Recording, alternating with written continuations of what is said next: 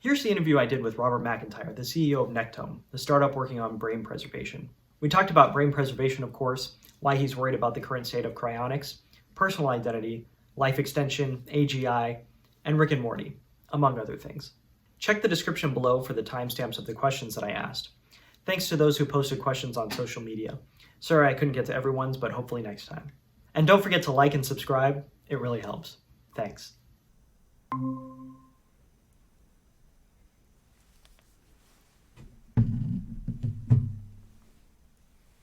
Hello? Robert? Hey, is this John? Yeah. How's it going? It's going pretty good. Making a lot of plans, getting a lot of good stuff done. It's been a little bit slow going with the COVID stuff recently, but does that make it harder to go into the lab or? Well, I ended up moving the lab from South San Francisco to Vancouver, Washington.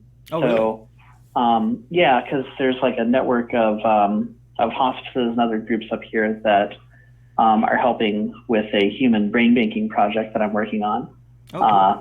And so it made sense to move up here, but also made sense to not be in South San Francisco with all the restrictions. Yeah. Okay, so you live in Vancouver now. I do, Vancouver, Washington. So we're not in Canada or anything like that. Okay. It's right next to Portland. Yeah. Like across the river. And what's the project? And where are you at? So I live in Ann Arbor, Michigan. I was actually going to say I'm going to be moving to San Francisco in like a year and a half, so I thought we could hang out, but you abandoned the Bay. Well, I come by the Bay every so often, so can still hang out. If you do move to San Francisco, I highly recommend going to the Interval. It's it's one of the coolest spots there.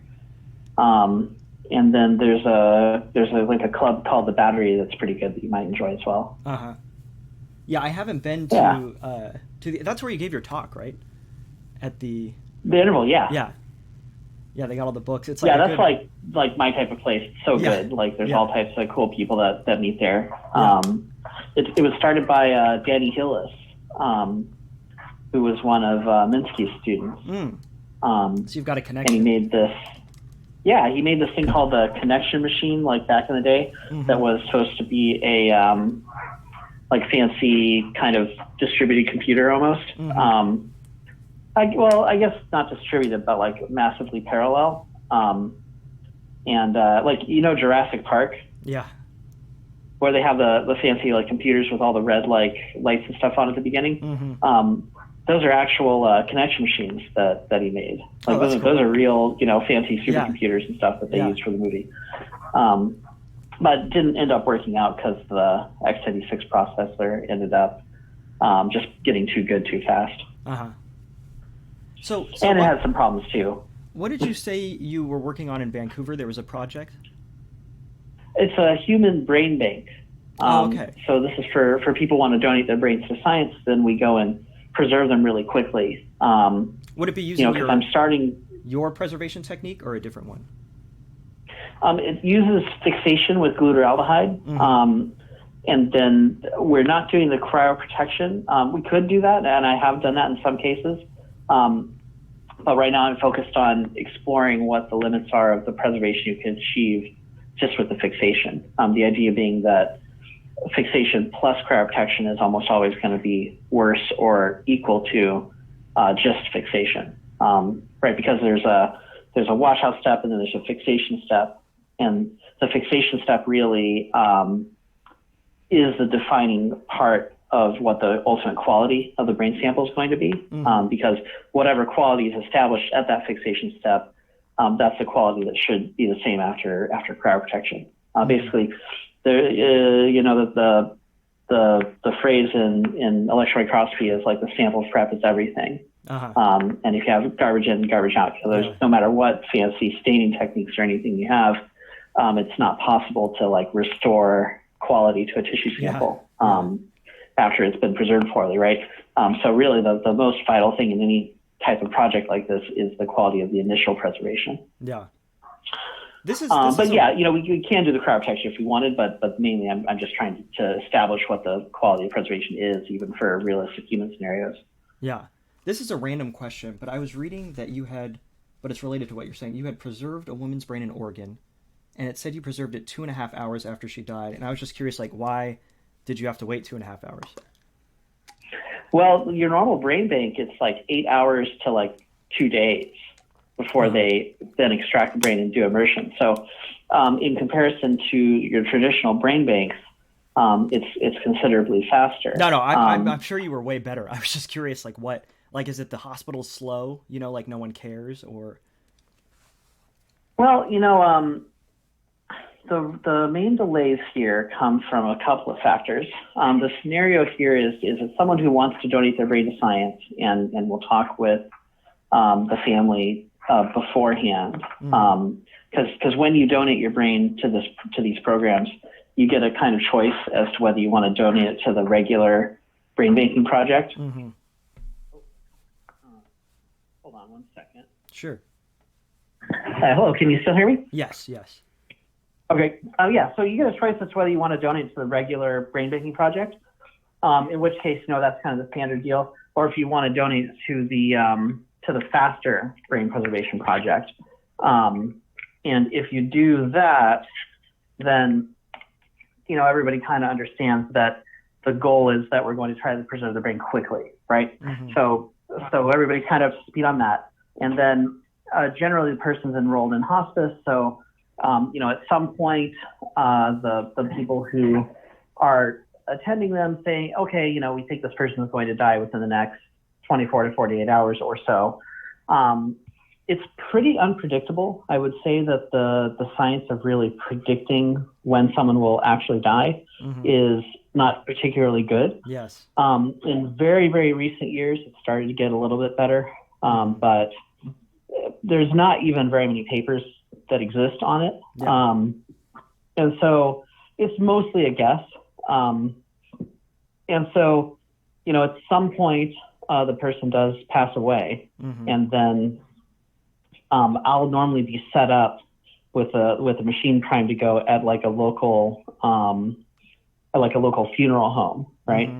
And then that funeral home will send what's called an extraction group to go and retrieve the body, which is, it's a standard thing that's always done, except that they try to do it a little bit faster than they normally would. Yeah. And then that person has to be transported to the funeral home and then prepped for perfusion fixation of the brain, and then the perfusion fixation happens. And so, between the uncertainty of when a person is going to die, and then the travel time, which sometimes gets impacted by weather and traffic and other types of things, it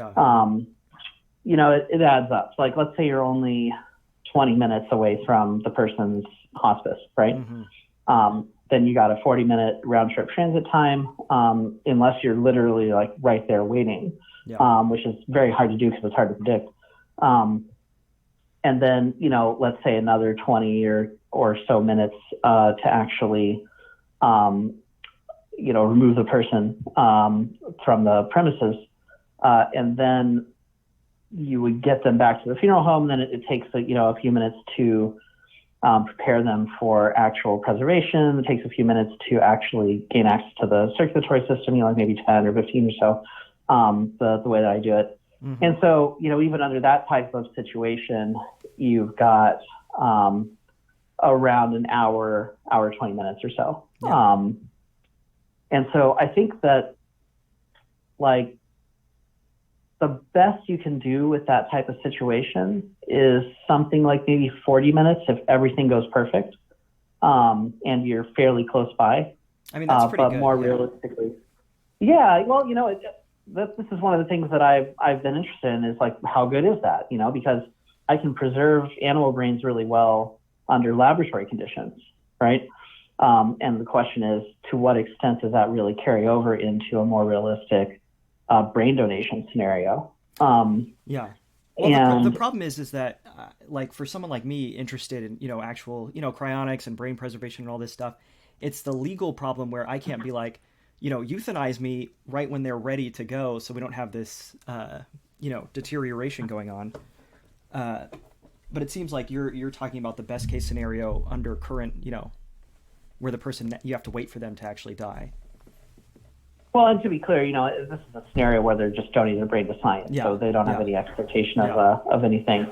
And if that scenario works well, like let's say those brains looked really good, and you could eventually define like a window post-mortem, like a window of time where, as long as you're able to do a reasonable brain preservation procedure within that window, you would still get brains of a sufficient quality to win the brain preservation prize.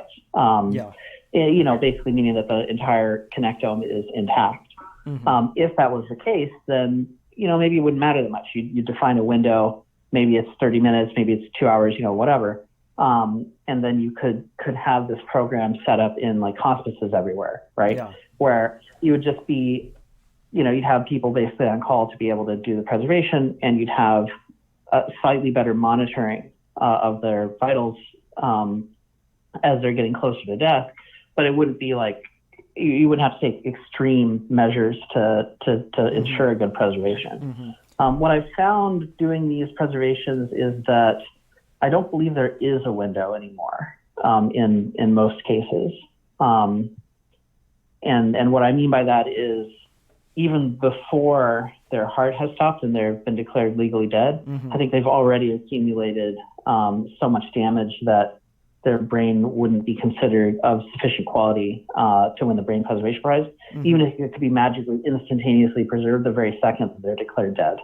You mean because most of these people are old and they have Alzheimer's or something, or is it? You mean just because of aging, or because I mean the final that days the of process, death?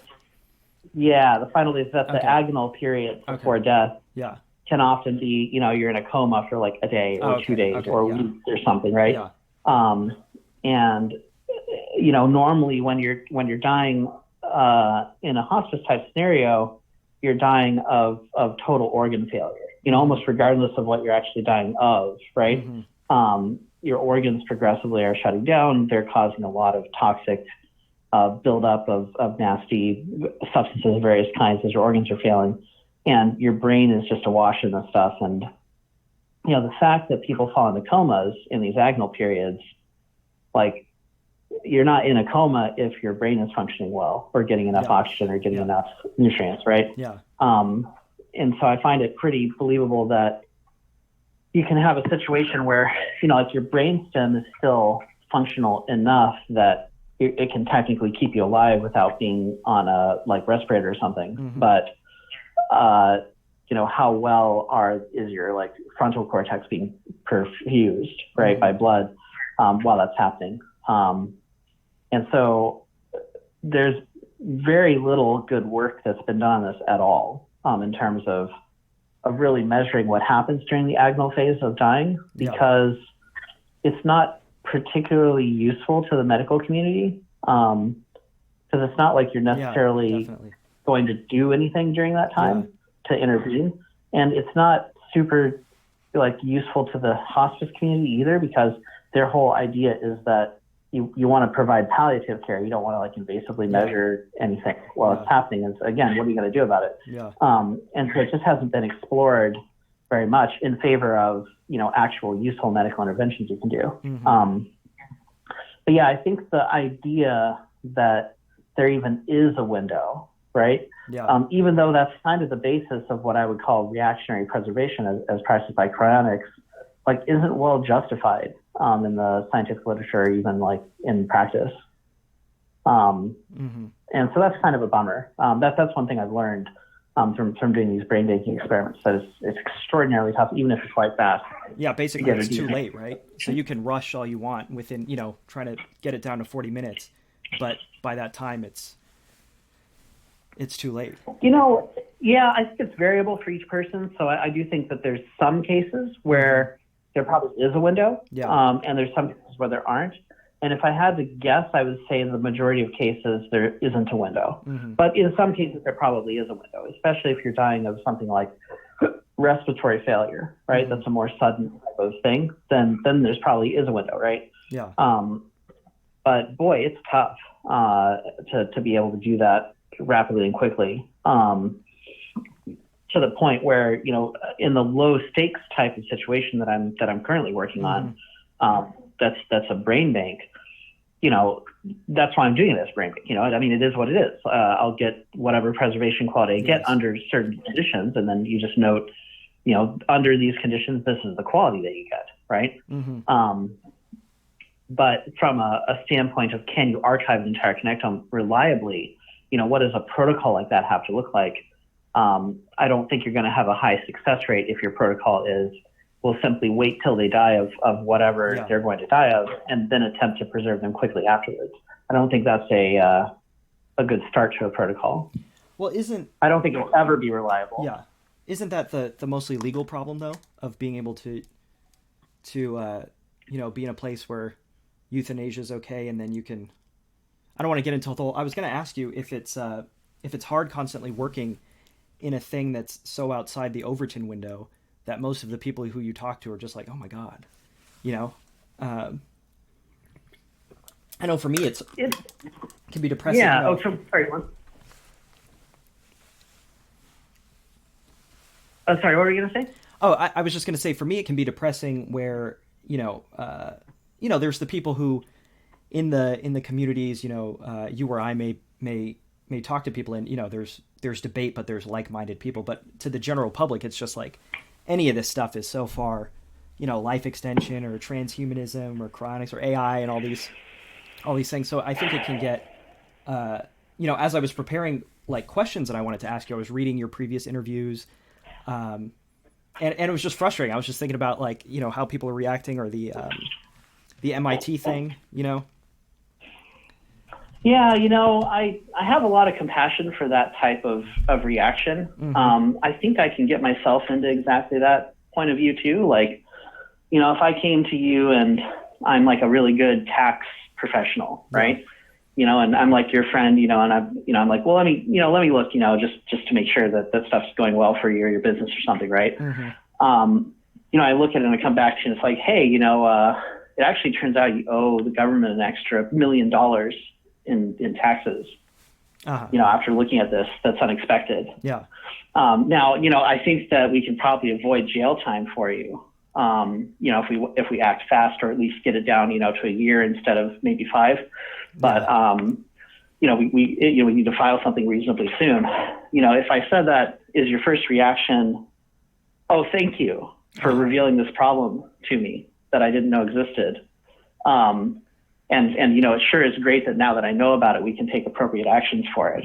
I mean, for some people, yeah, that's how they feel. But for most people, I think the gut response is screw you.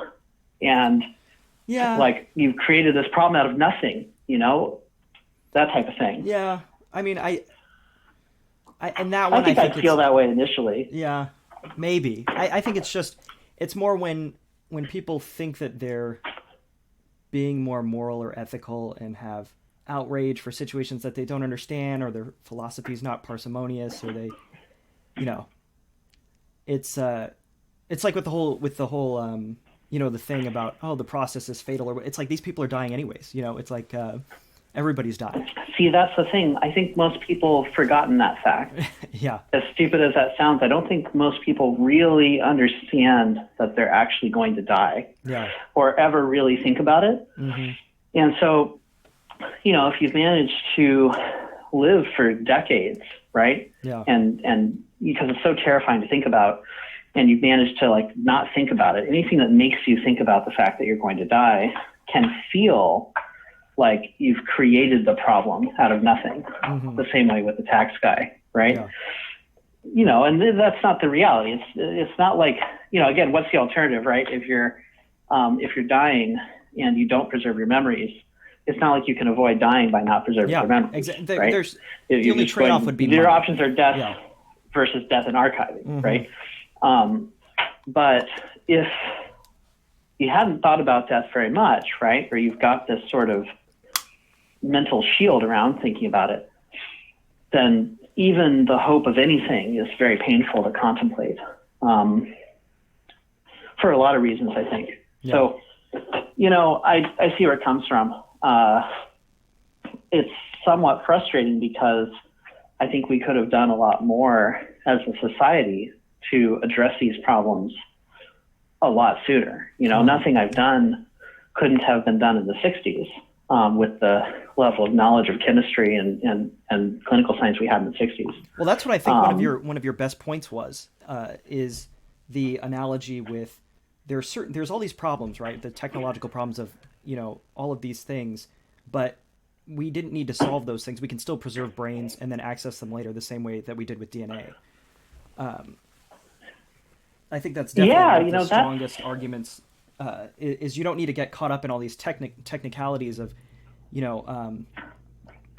of what will it look like to read this data, or developing this future technology. It's like we can preserve it now. Yeah, you've got to be careful that you know enough. I think there's a level where you can know enough that you can be confident you can preserve something. And there's a level of knowledge before that where it's like, it's not clear how you can preserve it at all, right? Like the Egyptians had the idea that you should preserve bodies, right? But without any real knowledge of neuroscience, it was tough, like to really come up with a preservation technique and then say, and it'll preserve the information and that's justified for these reasons, right? Yeah. I don't think the Egyptians would be able to have made a good argument for it one way or the other. They're before it. And I would argue that it's pretty tough before you know about the structure of DNA to really make a good argument that you can preserve hereditary information, right? Yeah. You could approach it, you could say like, look, there's some animals that get cooled down and then they come back, and so maybe that hereditary information is preserved. But it's a little bit tough. But I do think that in general, it's always easier to preserve stuff than it is to read it. Maybe with a few minor exceptions, but the technology you require to actually alter something reasonably or interact with it or copy it or anything like that, versus just preserving it. For almost any information bearing construct you can think of, it's always easier to preserve it, right? Like, you don't even have to know how to read to preserve a book. Yes. And you don't have to understand anything about DNA really. Like the mysteries of how does it become, how does a linear sequence of stuff become like a body plan, right? That wasn't understood for decades after we understood what DNA was. But I think that, they had a really solid argument in the 60s and 70s for we can archive DNA. And so I think the same argument applies today. Like we know enough about neuroscience, we can say like, well, either neuroscience is disastrously, catastrophically wrong about everything, or you can preserve memory engrams. Just based on what we know. And let's say that you had your ideal situation where someone died and you knew exactly the time and you were right there, under the ideal conditions. What is your intuition on how well you would preserve that brain? I think that brains can be preserved with the proper protocol. Because look, the animal brains can be preserved very well, right? So there's some amount of leeway, between a totally uncontrolled death and an attempt at preservation after an agonal period, and the type of laboratory work that I've done before on animals, right? There's some protocol that exists between those that makes sense, that'll work to preserve brains really well, and finding that and showing its characteristics is what I'm working on now. And how so? And I think that it's probably like there's some very compelling papers that have come out, like 5 years ago or so. That's this team that's worked on an ischemic model in pigs. So they are able to do this very sophisticated surgery where they disconnect the circulation of the brain from the rest of the circulation of the body. Okay. Are you picturing that? Where it's like you do the surgery and you've got just the brain on like a bypass machine, right? And what they're able to do is they're able to have the body keep going. The heart's still beating, everything's working, okay? And they turn off the circulation to the brain in the pig. They have a pump that controls that circulation. They just turn it off. Yeah. And so when you do that, brains tend to depolarize around 30 seconds to a minute after they stop receiving oxygen. Mm-hmm. And so you'll have this sort of failure state that the brain and body gets into, where, the brainstem's starting to fail, the rest of the brain is starting to fail. And that does have consequences for the body, like it needs to be put on a respirator, for example. Mm-hmm. And there's this initial sort of flush of chemicals that happens from the brain failing. But it's not too hard to stabilize the body and kind of keep it going happily after that initial problematic phase, like a minute or two in. Mm-hmm. And then at that point, the body will keep working, right? The breathing is continuing, the heartbeat's continuing, but the brain is not getting any blood flow, mm-hmm. right? And this team was able to show that they were able to revive the pig after 30 minutes of body temperature ischemia in this brain. Ischemia meaning not a proper flow of blood, right? And the cool part about this is they were able to reconnect the brain and the body surgically mm-hmm. and restore that pig to the condition it was before it had the surgery and let it go, right? And have it walk around and, it works. Yeah. Very impressive result and faster. It's much longer amount of time than these previous experiments have shown, right? Yeah. 30 minutes is huge because it was believed that it was more like 7 minutes or something, And they didn't do a whole lot of interventions. They developed this as a model for testing drugs you might use to help people that have had strokes or heart attacks or these other types of situations. Mm-hmm. But amazingly impressive result. And, kind of regardless of what the interventions they do afterwards to try and get that brain back in a functional order, right? The fact they were able to restore that pig after 30 minutes means that the brain is fundamentally intact enough after 30 minutes before those interventions so that it could be restored, right? And so I think that if you have a fairly rapid death, like the type that you might get with medical aid in dying protocols, right? And as long as you have fairly rapid access to perfusion after that, you should be able to get an adequately preserved brain by my estimations. Uh-huh. So that's kind of where I'm at right now in terms of thinking about this. I was hoping that maybe it would be the case that, there's some window, like maybe a 2-hour window post-mortem for almost any type of death where you can do a preservation. Mm-hmm. I'm pretty sure that's not the case, given what I've learned over the last year and a half. So that's kind of what I'm imagining. Yeah. So, as I said, who was it? T. Theodorus Ibrahim said that you gave a talk recently about how we should be worried about current cryonics protocols. Yeah, I did at the Biostasis conference. Mm-hmm. I basically said the same thing I just told you. It's like, look, the whole idea of reactive preservation is predicated on this idea that there is a window of time where if you're fast enough that you preserve someone in that window, you can get successful preservation. It's like, what evidence do you have that even justifies that whole paradigm, right? That even justifies the whole idea that there is a window in the first place. Mm-hmm. Because by default, why would there be a window, right? Yeah. That seems a little bit weird because it feels like the process of dying, because the declaration of death is somewhat arbitrary. Yes. And based on heartbeat. And we all know that if someone suddenly dies from a heart attack, you can often revive them, right? With CPR, you revive them with the paddles, right? It seems like that should be the case in general.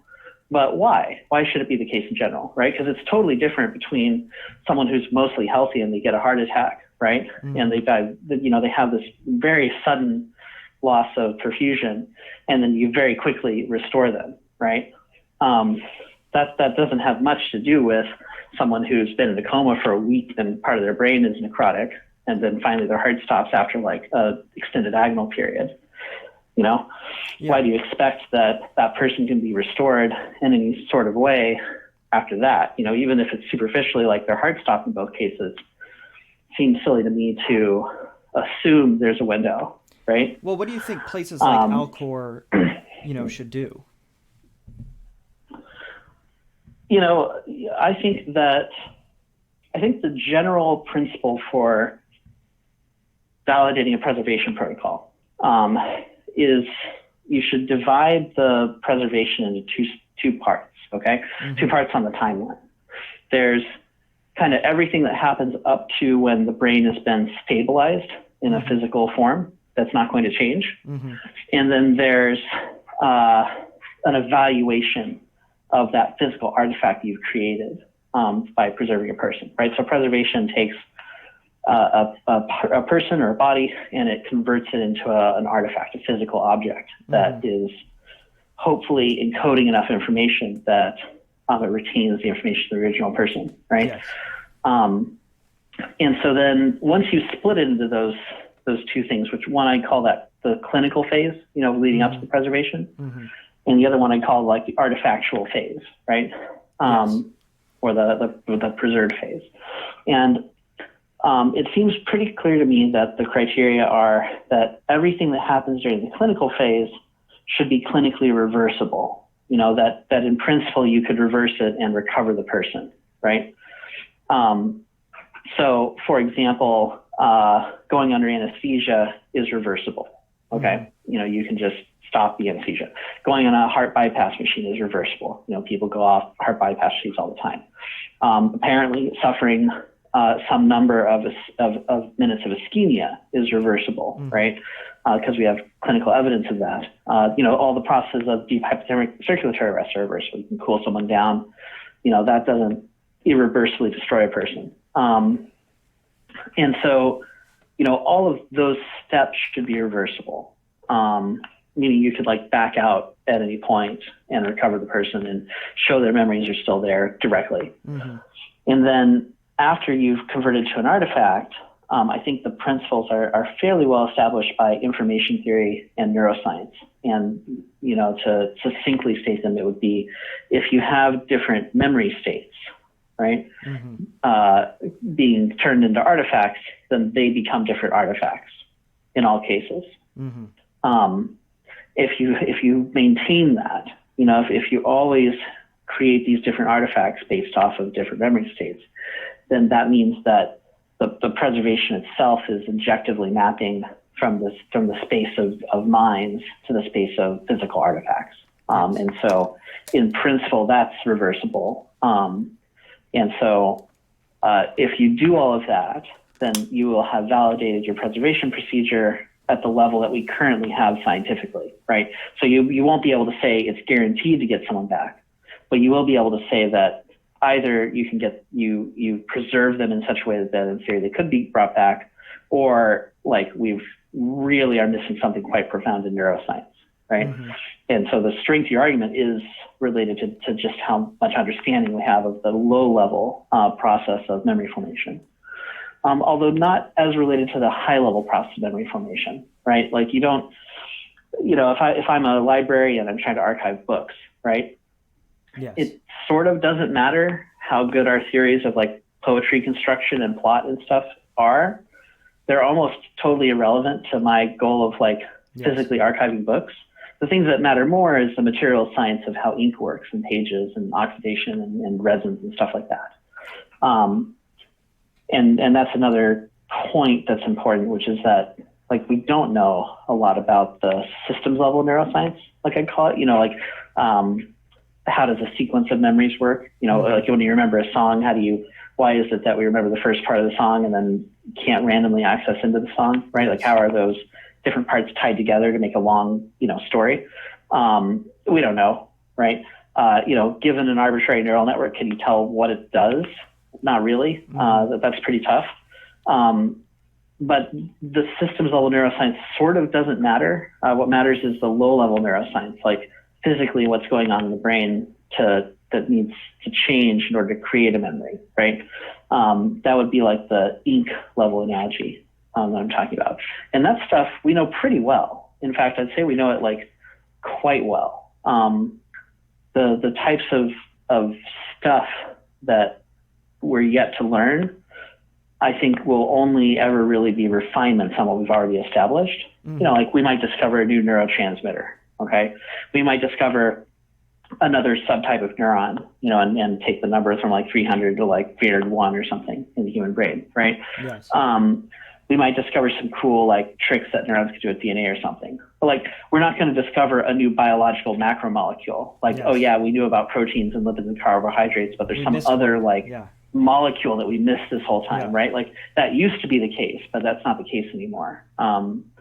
You know, because there's nowhere left for that stuff to really hide, right? We're not going to discover some like crazy thing where it's like, you know, the brain's actually using some exotic physics, for example, to do its computations, because there's no need for that, right? Like if the brain could do things that were clearly beyond the capabilities of a quadrillion switches operating at 60 hertz to compute, then that would demand a new type of computation the brain's taking advantage of, right?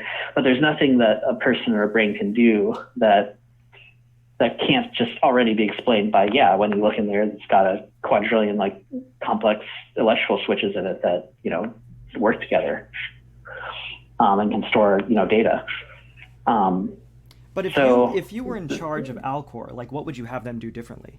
Or do you just think it's pointless now with where we're at? I think that the fundamental protocol itself should be validated. So, you know, in a research setting. So it should be like, the way cryonics started was it went directly from sort of speculations about the early field of cryobiology to just preserving people. And there really hasn't been a tremendous amount of work done to even validate the initial principles for a variety of reasons. One is like this idea that the future could probably fix almost anything. So, you know, why worry about it too much? Which I don't think is a particularly good argument. And it also leads to this sort of almost slippery slope thing of like, why bother preserving someone at all then? You know, just have the AIs look at their Facebook profile or whatever, if you really believe that. And the way you refute that is just like, well, here's an amount of information that like people are carrying around that's quite a lot, and you're not going to be able to extract it from like a Facebook profile, right? But you need some concept of information and some concept of like a standard of preservation. So creating a standard, right, I think makes sense. And I think that it's pretty reasonable to define the standard the way I described it before, you know, with the clinical artifactual stuff. And then validating that standard is fairly straightforward. You know, that's an engineering and scientific endeavor. And you can do that through multiple mechanisms with animal studies, and you can make a brain bank. You know, there's nothing that would stop Alcor from making its own brain bank, just like I've done. And then that way, when you preserve someone, you know, with your techniques that you are purporting to use, right? If you do it in a brain bank's context, then you can remove that brain and you can slice it and you can analyze it with all variety of every destructive imaging technique that's available to us right now. And you can say, this is the level of quality that we get when the preservation is done under these circumstances, right? And then you can take that level of quality and you can go to someone like Ken Hayworth, right, who runs the Brain Preservation Foundation. You can say, like, you know, is this consistent with modern neuroscience theories of memory and information theory that it would keep separate memory states separate? And, you know, it's then going to depend on how good your tissue quality looks, right? But I think that's probably the right way to go, is to have standards first of all, and then to validate your protocol against those standards. So how much do you disagree? And I don't think it's a lost cause. Yeah, but how much do you disagree with their object level preservation techniques? Well, there's a huge amount of time in many cases between when someone dies and when they're attempted to be preserved. Yes.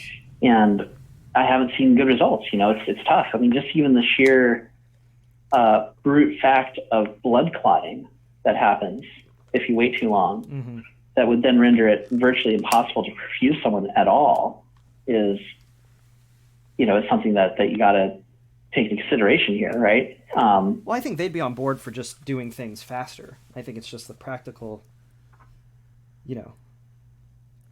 of you can only be so quick. It's tough to do things faster. I mean, I'm in a really localized area, just in Oregon and Washington, right? And even then, that's tough. It's unless you literally have like a ambulatory service, like an ambulance service, and you've got like hospitals everywhere with like ER rooms and stuff. And even then, it's tough, and it's still not addressing the concerns about an agonal phase. Right? Like even if you had a hospice or something somewhere that was set up to do this, it's not clear to me that in most cases even that would work. But what would be nice is to test that. You can test all of these scenarios on animals, and under circumstances where it's a person donating the brain to improve these technologies, and you can have real data, right? So I think it's at least it would be good to have that information.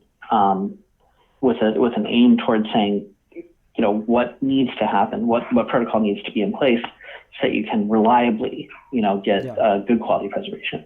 So without that, it's tough. You're not signed up for cryonics now. I used to be signed up, and I'm currently not. You unsigned up? I did. Oh, wow. Were you signed up with Alcor? Or? Yeah. Okay. I was. So if they took your advice, would you sign up again?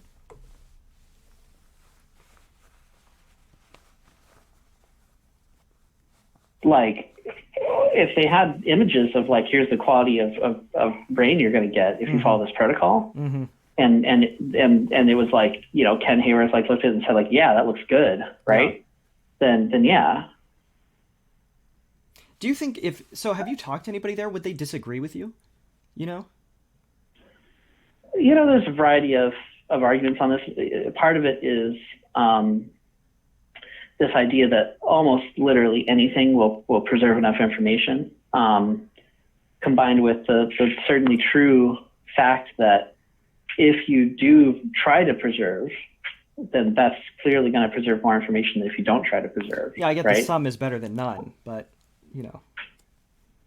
Yeah, although I don't know about that. Some is better than none is... Well, I guess it depends on what you... I think about it more in terms of information theory. Yeah. Like, so like a picture of a CD-ROM, right, that you take with your cell phone camera is some. That's more than nothing. Yeah. But it's essentially none because it's not at the level of resolution. In fact, until you get up to a level of resolution that is, close to what the Nyquist limit of the spatial distribution of the bits on the CD-ROM is, you don't have anything. Yeah. You literally have nothing. Yeah. You can't infer any data from that.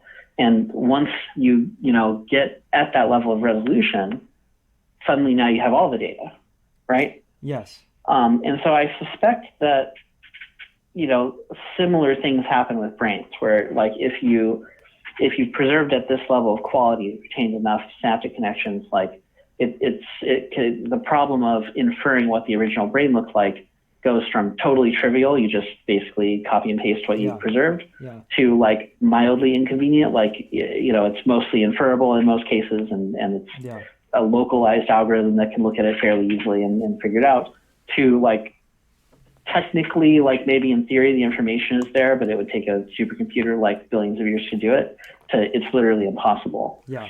And so where you fall on that curve, I think is pretty important. Well, this is so, yeah. I wanted to, I guess this is a good segue I'd love to hear your thoughts on personal identity. Yeah, so that was interesting because you said in the summary that it's like, what's the point of this stuff, right? Because it wouldn't really be you if you're recreated as a copy, right? Well, and to be clear, my actual position is that if I could choose brain preservation over nothing, I would obviously choose brain preservation. But to me, it's that, teletransportation paradox where I wouldn't take the teleporter to Mars. And how do you feel about that? Well, for me, I wouldn't have any problem with that. You would take teleporting, making copies. Yeah. I'd relish the power of it. But if you were the copy being killed, you would be cool with it? I think that if it's painful, then no. Well, right? I mean minus minus suffering or what, But without the suffering, Yeah. then there's no problem at all to me. That doesn't really bother me at all, because I don't see it as dying. I see it as a localized memory loss. So if you have, let's say there's just one of you, right? Mm-hmm. And then now you've made 2 copies, right? Yes. So there's 2 of you, right?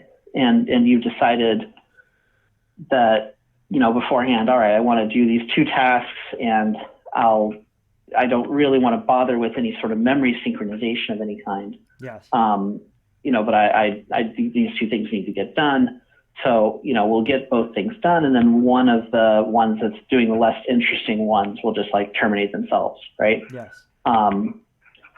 That seems, if it's a consensual thing, I don't think that one copy should dictate what another copy does, but I personally wouldn't have a problem doing that myself. With being the copy that because, terminates. Yeah. Okay. Because I see that as that your greater self has simply lost one set of basically useless memories, right? Mm-hmm. And I think you'd feel the same way, actually. If instead under a very similar situation, right? If this one's done in space, right, where you have 2 of you wandering around in space, experiencing different parts of reality, right? But you can also do this in time, where you say, for the next hour, my memories will be partitioned in such a way that I won't remember what happens, right? I'll be alive for the next hour, I'll exist, I'll do my things, but none of those memories will be consolidated. And so at the end of that hour, you could think of it as there's a mainline branch of you that extends, that's got a lacuna in its memory for that hour, right? Yeah, there's the sidearm of you that exists during the hour. Similar on your list of ideas on your on your blog, which actually there were a lot of great ideas on there, I have to say, but I think I remember reading something similar to what. Feel free to take any one of them. Yeah. But I think your intuition in that case, and correct me if I'm wrong, is that's not dying. It doesn't pose any problem to identity. Well, my right? intuition would be I wouldn't do that. The memory thing. I get the thought experiment. I'm not sure where we differ. I think we differ very little, except I would care and you wouldn't. In the sort of termination, the destructive. Because I get the value in the copy or the sort of separate identity. I don't know what it is. This caring about the individual sort of point of view or consciousness or whatever. Yeah, that whatever is doing a lot of work. Yeah. Right. So what's there's a few ways I'd really like to talk to you about this, because I think it's a very interesting, fascinating thing to discuss. Mm-hmm. That whatever feels to me like maybe it's something that you haven't explored that much. Mm. And so there's a question of, does it even exist in the first place in the way you might think that it does? And then there's a further question of, even if it does exist, why do you care about it, right? Why does that attain value more than other things that you might care about, right? What's the cost when someone dies? Why is someone dying bad in the first place, right? And then does a copy of someone becoming terminated, not existing anymore, while a identical copy of them continues on, does that share those same properties of dying that we decided are bad or not, right? No, yeah. So I would say that I sort of have an, let me think of how to say this. It'd be there's certain inputs and outputs, and that's what you get. So I'm sympathetic to negative utilitarianism, where I think there's an argument to, just humanely wiping everybody out and ending suffering. As far as, I think I can understand we have a bias to being, to valuing being alive, whereas to, what's the point of people dying? But I think it would be that I'm valuing it because I'm the one experiencing it, and the other entity is not my experience. I wouldn't be benefiting from that, right? So if somebody else was, I don't know, having a great life, I may be happy that somebody else is experiencing that, but it's not the same as me experiencing the great life.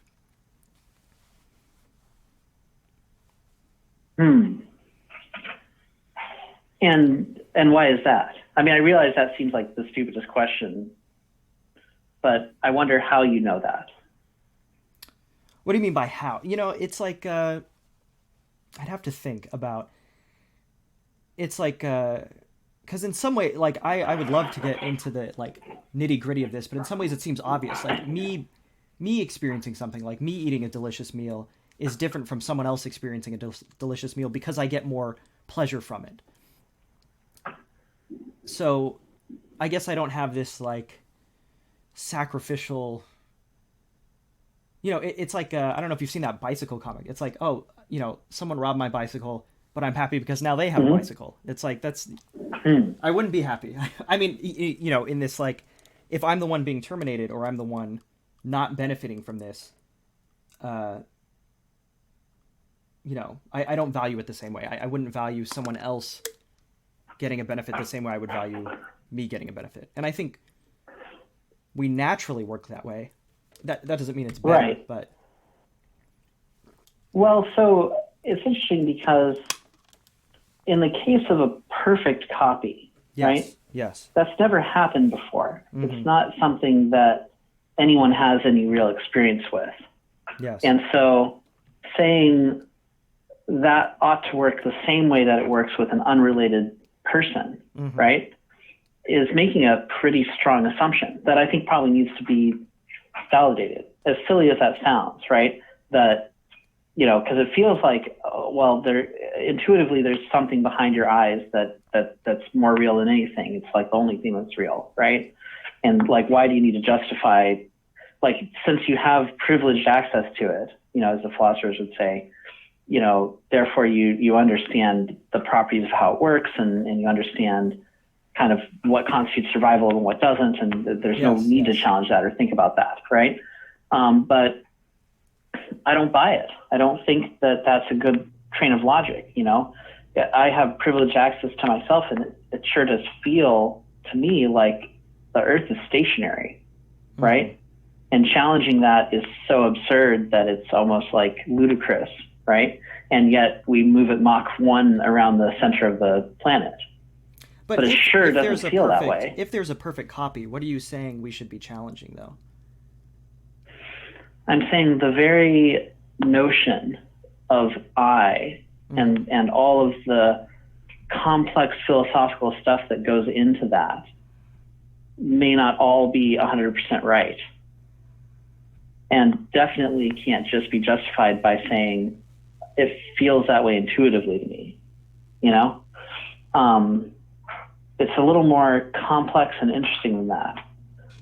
And I think that if you poke at it, you're led inevitably to the conclusion that either A, people simply are the types of entities that can be copied, and you just have to deal with it. And then you can choose what aesthetic you want around that, right? Or B, some type of metaphysical stuff like literally exists in a way that's actually special important. Soul. You're yeah. So in the first one, what do you mean by aesthetic? So Jehovah's Witnesses, okay, have a notion of identity that, it's your notion of identity, but also that you're part of the body of Christ. Yeah. Okay. You're part of something bigger. Okay. And part of what they believe is that if you were to ever receive a blood transfusion, then that's totally proscribed by the religion, right? Yeah. You will be excommunicated. And they believe that because, there's a part of the Old Testament that says you're not supposed to drink blood, and, they think that getting it injected directly into your brains, into your veins is close enough to drinking it that it's also forbidden, okay? And so, the consequences to this are real, okay? If you do this as a Jehovah's Witness, then you will be excommunicated, and it will cause severe social repercussions to you and your family and to yourself, because you'll feel like you've really betrayed something that's very important to you. Okay. Now, from your perspective, I imagine that, and so even to the point of like literally having your child die, like if your child needs a blood transfusion, like a lot of people will choose to let them die instead. Yeah, this is actually a question in medical school that they ask, prospective students, how would you handle this situation? So. Yeah, and so, I assume you don't believe that you're part of the body of Christ. No. Right? Yes. That's not important to you, to your aesthetic of your own personal identity, right? And so you don't care whether you get a blood transfusion or not, right? Yes. So it's interesting because, like, how do you believe that this copy is this broader body that you believe you're a part of and you value similarly or the same? Well, it's interesting because I can put you in the same thing. Like, how do you explain to the Jehovah's Witness that your idea about blood transfusions is better than their idea? Because they feel like their identity will be fundamentally destroyed by getting a blood transfusion. Well, and it's just as obvious to them as the whole copying thing is to you. Well, I mean, it's not that I don't value the copy. It's just that and this depends on what you mean. Like, once you make the copy and then it's experiencing different things, it's sort of its own entity. But if you shoot that copy in the arm, I'm not feeling the pain. And so I don't value it as much. I wouldn't care literally as much if you shot in the arm because I'm not experiencing the pain in the same way for pleasure. So I'm still... Well, I don't disagree that that's what it would feel like. Obviously, if you copy someone, there's not some magical connection between them that lets them share experiences, right? Yeah. But... So it seems like, is it true that you would see a copy, you would just value it equally to yourself?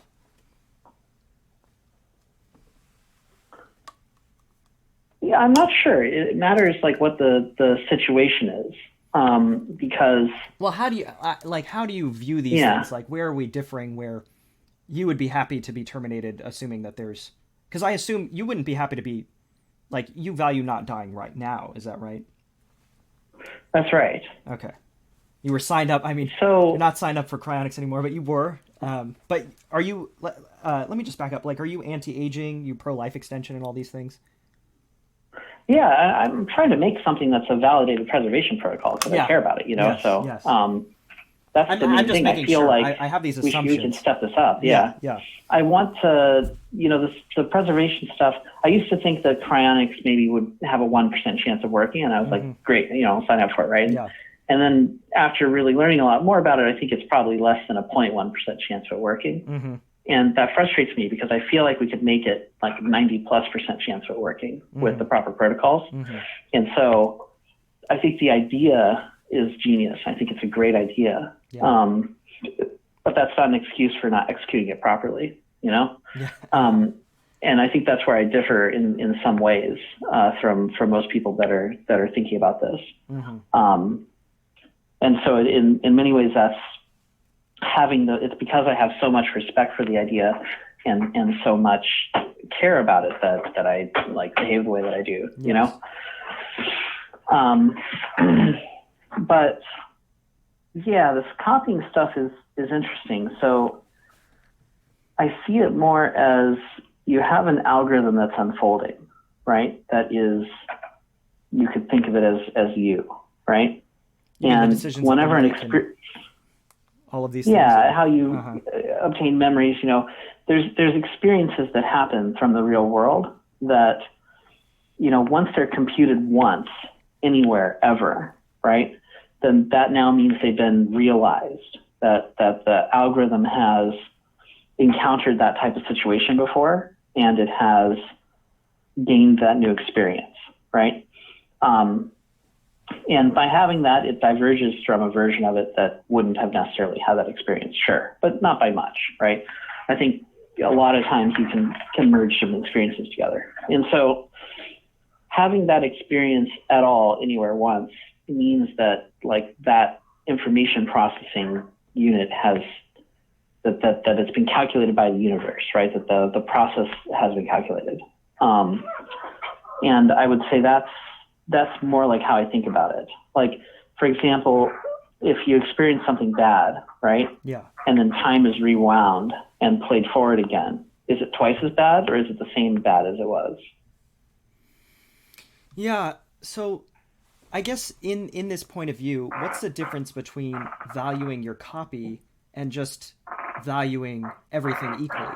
You know, like, this has happened, this has experienced, somebody has somewhere has experienced this, you know. Because I think that people are so radically different from each other that they're somewhat incomparable. Like, if you could make a proper measure of the distance between two people, right? Mm-hmm. Let's say it's like the configuration of your synapses, right? Yes. Then the distance between you and me is like gigantic, right? Mm-hmm. The difference between me and like a bird is like gigantic, right? The distance between me and a copy of me is rounding error, right? Yes. And so there's a really clear sense that you can, like, with a minor extension of yourself in terms of these distances, like, build that connection between you and previous versions of you and such, but not just totally lose your mind and say everything is everything, right? Which I don't think is the case, at least for now. Mm-hmm. I do think it'll be interesting. You know, one thing you said about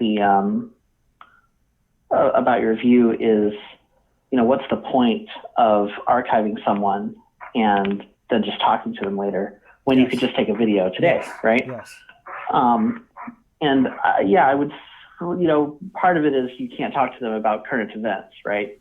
Like, no matter how many interviews you have of somebody, you can't like necessarily ask them later. I totally agree with you. Like, my position is actually that I'm just naturally, like, my natural inclination outside of philosophy is just like, I love preserving things. Like, I love the idea of things, like, avoiding loss. And I agree that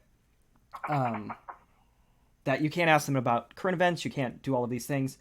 But I'm just saying that one could make the argument that it takes me, you know, 2 hours to record it with my phone, and I can do it now. So there are other things.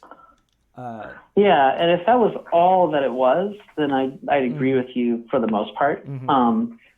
But, you know, like I said, I think that the technology to really genuinely deal with memory engrams directly is the type of change that's analogous to writing and language itself.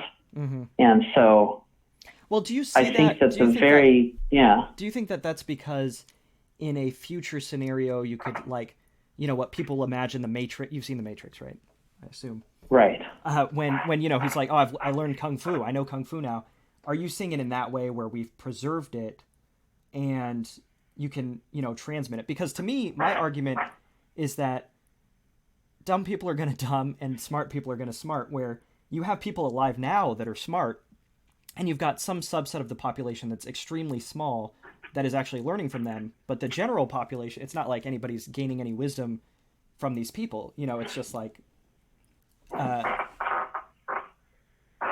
so I don't know. What are your thoughts? Everyone today is like a professional scribe compared to, you know, back when people didn't really know how to read or write. So yes. It does diffuse out a lot. Yeah. I mean, it's easy to take what we have now for granted.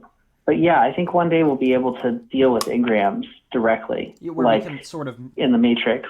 So it's like, so you're imagining, and I would agree that when you say like it's fundamentally different dealing with them, it wouldn't be like I'm listening to my grandma say, "Hey John, you shouldn't just, you know, you shouldn't spend all your money. You should have some savings."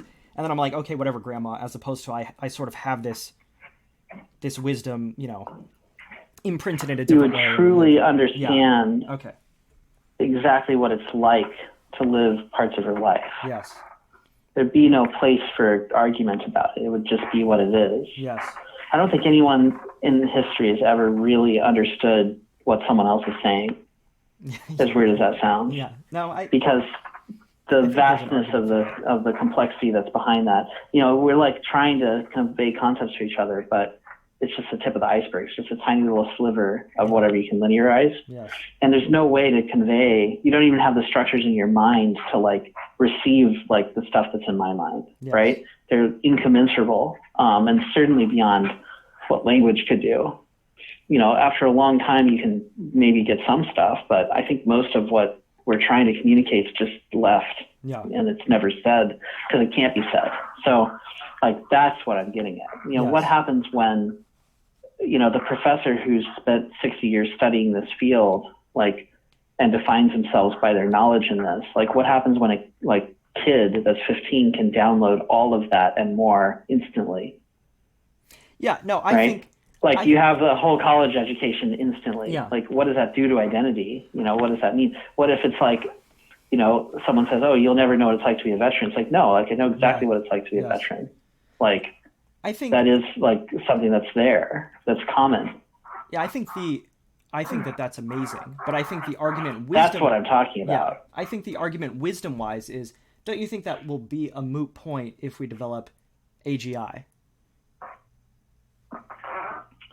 As far as like, and I'd love to know your thoughts on AGI in general, because, you've got the master's degree from MIT in AI. Like, how do you feel about AI safety and all of those other things? It's tough. Anything that tries to go like more than 30 years out, it's this wall of fundamentally an unpredictable future because of AI. Maybe we'll hit some sort of block that takes a long time. We've hit many in the past with AI, and maybe it'll take longer than what I'm imagining. But it seems quite clear that it can be done simply because it's happened once before. Nature built people, and they are generally intelligent, and nature doesn't even have really any engineering principles that it's working on or any sort of sentience to it. So, we should be able to do that faster than nature because we can be a bit more conscientious about it. So, like if you opened up a person's head, right, and there was nothing in it, okay, except there's like one single atom of cobalt like suspended in the center, okay? Yes. And yet people still think and do their things. Like, that's the type of thing where I would say, yeah, souls exist, and that's just how that works. We're clearly some type of receiver for something that's beyond existence, right? That's just transmitting to these things, right? Because a little, there's not enough stuff there to do the complex behavior that people have, right? And then if that was the case, I'd be more thinking like, well, maybe we live in a world where it's not possible to make AI, right? Because it wouldn't have that connection that like people have. But that's simply not the case. When you open up a head, you see like a quadrillion little switches in it, right? And it's like crammed full of them, and they're connected in like extremely complex ways. It's like, okay, yeah, like that's enough stuff that it can do what a person does. So, simulation of that stuff, even if we can't ever figure out like a priori how to make an AI, like brute forcing it by simulating brains will get us there for sure, right? Do you think AI safety is a problem? It's clearly possible to do. Are you concerned about AI safety? Yeah, I mean that's a big problem. Okay. I mean, it's really profoundly like a big problem. I don't really see how we get that right the first time, honestly. So what about the argument where someone's like, Robert, you're a smart guy. Why don't you work on AI safety first, and then the AI will take care of the brains? Oh, well, I originally went into AI because I wanted to build AIs that could help do brain scanning, right? It was just the realization that preserving the brains is so much simpler than scanning them, and that could be done with current technology with like not too much tweaks to it. That got me super into the brain preservation, and then the fact that nobody was doing it, the way that I thought it ought to be done. It's like, somebody needs to be doing that stuff because no matter what fancy AI is ever developed, I think once you've lost that information, I agree. Definitely. You basically can't ever get it back. Regardless of any fancy stuff you have. Like, I don't think any AI ever. It's really I don't think any AI ever in all of the rest of the future forever, we'll be able to fix the lacunas in the Gospel of Judas, for example. Like, they're just holes. We lost them. Like, you can only infer so much. And the holes are bigger than what you can infer. So, like, it's over.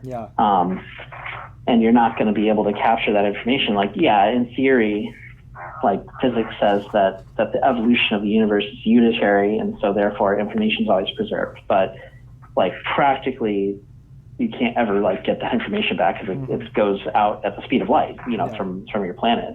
So, that's just not going to work. So I do think there's real limits on what can be preserved, and so that's why archiving is important in the first place. So can I ask? Go ahead. Go ahead. Well, I wonder. I'm curious. So do you believe that a simulated person would themselves, like, be conscious or have a self, or do you think that that's not possible? I don't have strong opinions. I would say yes. I think that I'm starting from a position where I believe everything's physical, right? I don't believe in any, religious or, assumptions like that. But I don't know. I think it's just not. I don't care that much, I guess. I don't care as much as other people do. What do you mean by that? I guess I come from things with the, like, I have my framework for how would this, like, I care about me and my loved ones first, and then the rest of humanity. And then I think the copy thing is, like, I guess I would care about it, but not in the same way that I would care about myself. And so with the consciousness thing, I guess I don't know. You mean, like, where, like, what scenario would you be talking about? Well, let's say that, you're saying, let's say that you did mind uploading, right? Yes. And let's say it's a non-destructive version of mind uploading, okay? So at the end of that, you continue on as yourself, and you have this digital copy of you that exists in a simulated environment. And for the purpose of this, we can make that as accurate a simulation as you want, right? Even if it's down to the protein level, right?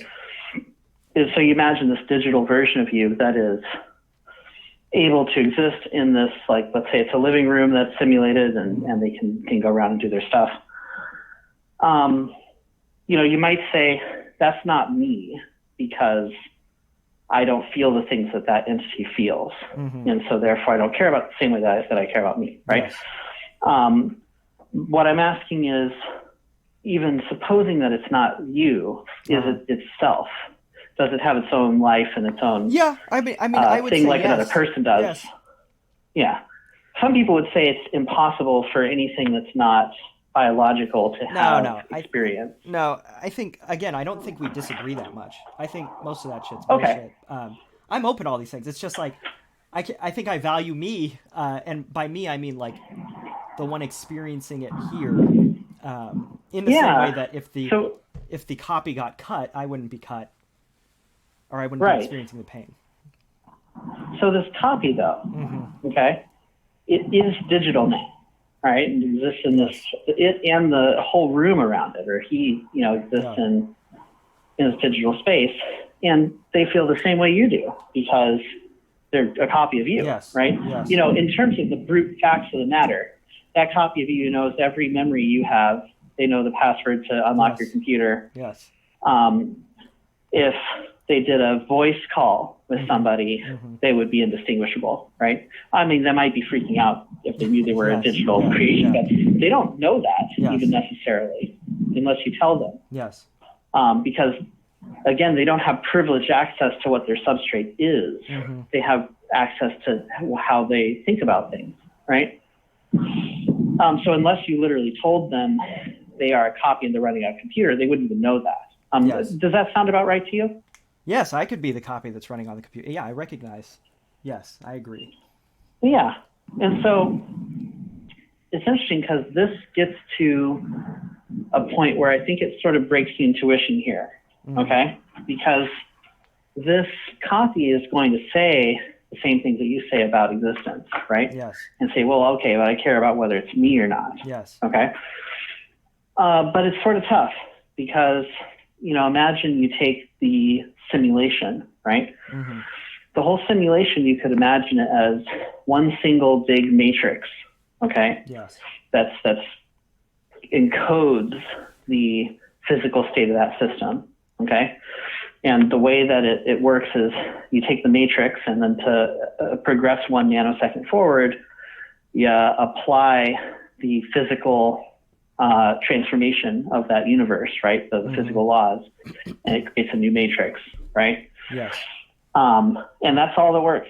It's matrix, apply a linear operator to it, get another matrix out of it, okay? Uh-huh. And that's sufficient to update the states of all the proteins that it's simulating and therefore advance time relative to that entity's perception, right? Mm-hmm. So what happens when you copy that matrix? You're running the computer, right? And you just stop the simulation, okay? Yeah. And you wait a couple of minutes, and then you start the simulation back up again, right? So between, the billionth nanosecond and the billion and one first nanosecond, right, there's this big gap outside of the existence of that universe. Yes. It's interesting because, what does that feel like to the you that's there? You mean it'd feel like nothing, or you wouldn't know? It has to feel like nothing. Yeah. There's no empirical method to there's nothing that the simulation could do. It's not like they could watch a clock and see it skip a beat or something, right? Because the clock is itself part of the simulation. Yeah. The only way they would know is if they had something that was transmitting data from the external universe, right? Yes. Then they could know, like if they were on a video call with somebody. Yeah. But that sort of physical object would be a miracle, literally a miracle in the sense of it, in that it would be one of the only things in that world that doesn't evolve based on the physical updates. Yes. Right? Yes. Because something outside the universe could reach in and tweak it. Okay. So you'd have to implement that in the simulation. It literally would actually have to have metaphysics attached to it to work properly. Yes. Right. And then you could detect it. You'd see a clock kind of stutter or something. Okay. Mm-hmm. So, okay, you have this situation where it doesn't feel like anything to be stopped. Okay. Now, what if I take that computer that's running this digital copy of you, and it's time to upgrade the hardware. Okay. Uh-huh. So we go ahead and write to disk what that matrix is. Stop the simulation, we write it to disk, and we move that disk to the new computer that loads that disk into RAM, that loads that image into RAM, and it then starts up the matrix calculations again. Mm-hmm. Right? What does that feel like? You mean once it was running? What does it feel like to you that's in the simulation to upgrade the hardware? Well, and then you ran it? Yeah, you stop the simulation, you copy the matrix to disk, you move it to a new computer, and you start it back up again. Let's say that the character that's you is watching a clock move or something in the simulation. What do they notice this? Can they detect within the ontology of that world that the hardware has been upgraded? I guess not, right? Of course not. Yeah. In fact, it's identical to this. Yeah. So what happens if you copy that matrix and run it on 5 computers in parallel, and then erase all but one of the 5 computers? Terminate the computation. What does that feel like? But to me, this is no different than if someone came up to me and shot me in the back of the head and I didn't know it. Why should I care?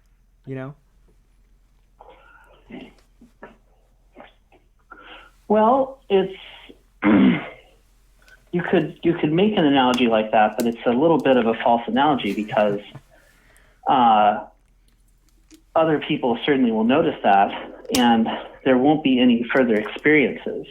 It would be more like saying, I come up to you and cut you with a blade that has width 0, right? Mm-hmm. It's that sort of thing, right? Because one does have real consequences to your perceptions, right? Yes. And the other one doesn't really. So it's interesting because this digital version of you that's running around, right, is like it's a more clear demonstration that whatever's going on there, it's kind of substrate independent of the actual computer that's processing these matrix calculations. Yes. Right? It's like the existence, like in the sense that it has access to, is something that exists like in that matrix and not really outside of the matrix. Well, I think I don't care about the substrate. Like if someone told me, like if I was the copy, I wouldn't blame the copy, or I wouldn't blame any copy from caring. I think they'd be the same as me, where they care about their own experience. I don't think my problem isn't with that it's digital or artificial. It's just whichever sort of this point of view self, as I think Ken Hayworth put it, that I care about.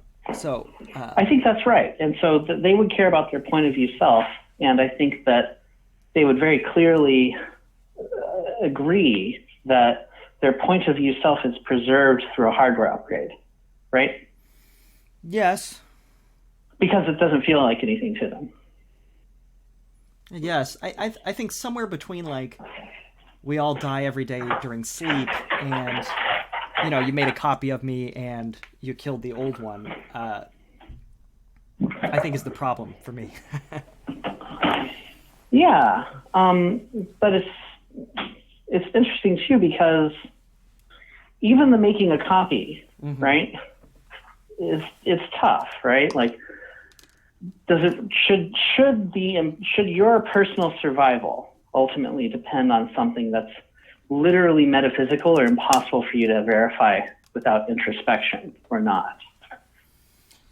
Yeah. Like, if we learned something new about the universe tomorrow, where we learned that the way the universe works is there's essentially like a main branch and there's a copy of it that gets created every nanosecond and then destroyed. Yes. That's exactly the same as the main universe, right? Yeah. Like, should learning that fact about the universe, which is again totally metaphysical and unobservable to you, change how you feel about whether you personally survive from second to second? Or should the determination of whether you survive be based on things you can actually like observe and measure and that you generally care about in your life? That'd be taking advantage of status quo bias, and then I'd be more okay with it because it was already happening. But I don't know. I think I'm not sure why you care the same way about the copy.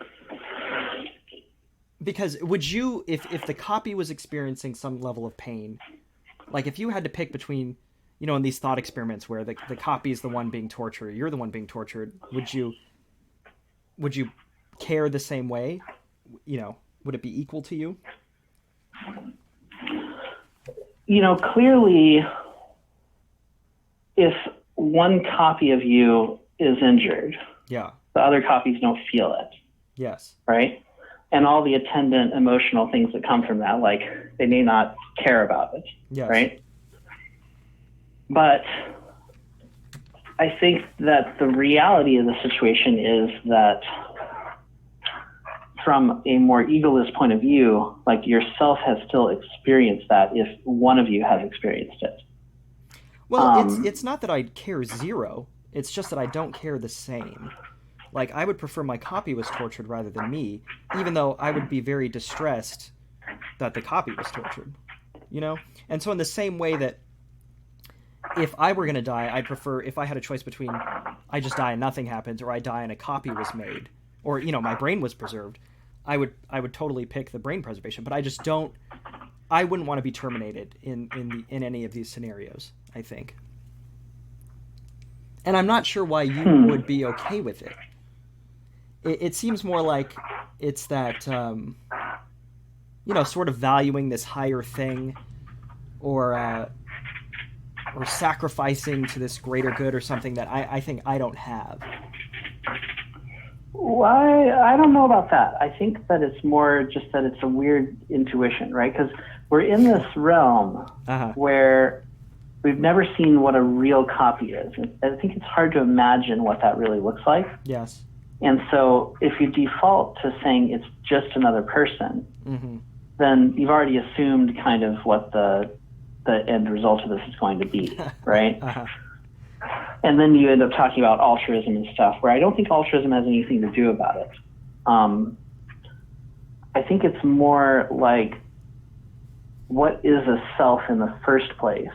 Like, what does it mean to have privileged access about the self? Like, and to what extent are intuitions actually congruent with reality in this case, right? Are you acting like there's a non-physical component to the self, and you simply renamed it continuity of consciousness, and Well, I don't know if that's the most important thing or not? I don't know if it's whatever you would label. The copy is getting its arm cut, and whatever it's experiencing that I'm not experiencing, I'm valuing the thing that I'm experiencing. So whatever you want to call that, I think that's what I care about. Like, not like I don't care about everything else, but however you would want to, because I think people can get lost in the weeds about, like, well, there's this metaphysical stuff or souls or, consciousness, but whatever the thing is that I'm experiencing that the copy isn't, I'm caring about that. Does that make sense? Unfortunately, I think that the embedded cultural assumptions from the word I are already so disastrously lost in the weeds that, like, you're already lost in the weeds, like, hopelessly. But you recognize that there is something experiencing being cut or not, right? Like, whatever the difference is between, or you could talk about it in the abstract. These two different people, two different copies of each other. One is experiencing pain and the other one isn't. What would you call that? Well, I think that the whole view of it is flawed because it's using the wrong sorts of intuitions. Again, you're talking about something in space. Let's say we flip around in time, right? Well, you'll have to take a pill that suppresses memory formation, and then you'll be injured. Yes. Right? How do you feel about that? Yeah, I recognize those thoughts, but I would still care, I think. You'll be hurt, but you'll forget about it after you're hurt. Yeah. Does that make it okay? I would say no, it's doubly injured. First of all, you've been hurt. Yes. And then second of all, your memories have been violated, which makes it worse, not better. Yeah. Right? Yeah. And so if your intuition changes between those two situations, then I would say that's a sign of the intuition just simply not being up to the task of evaluating the situations properly in the first place.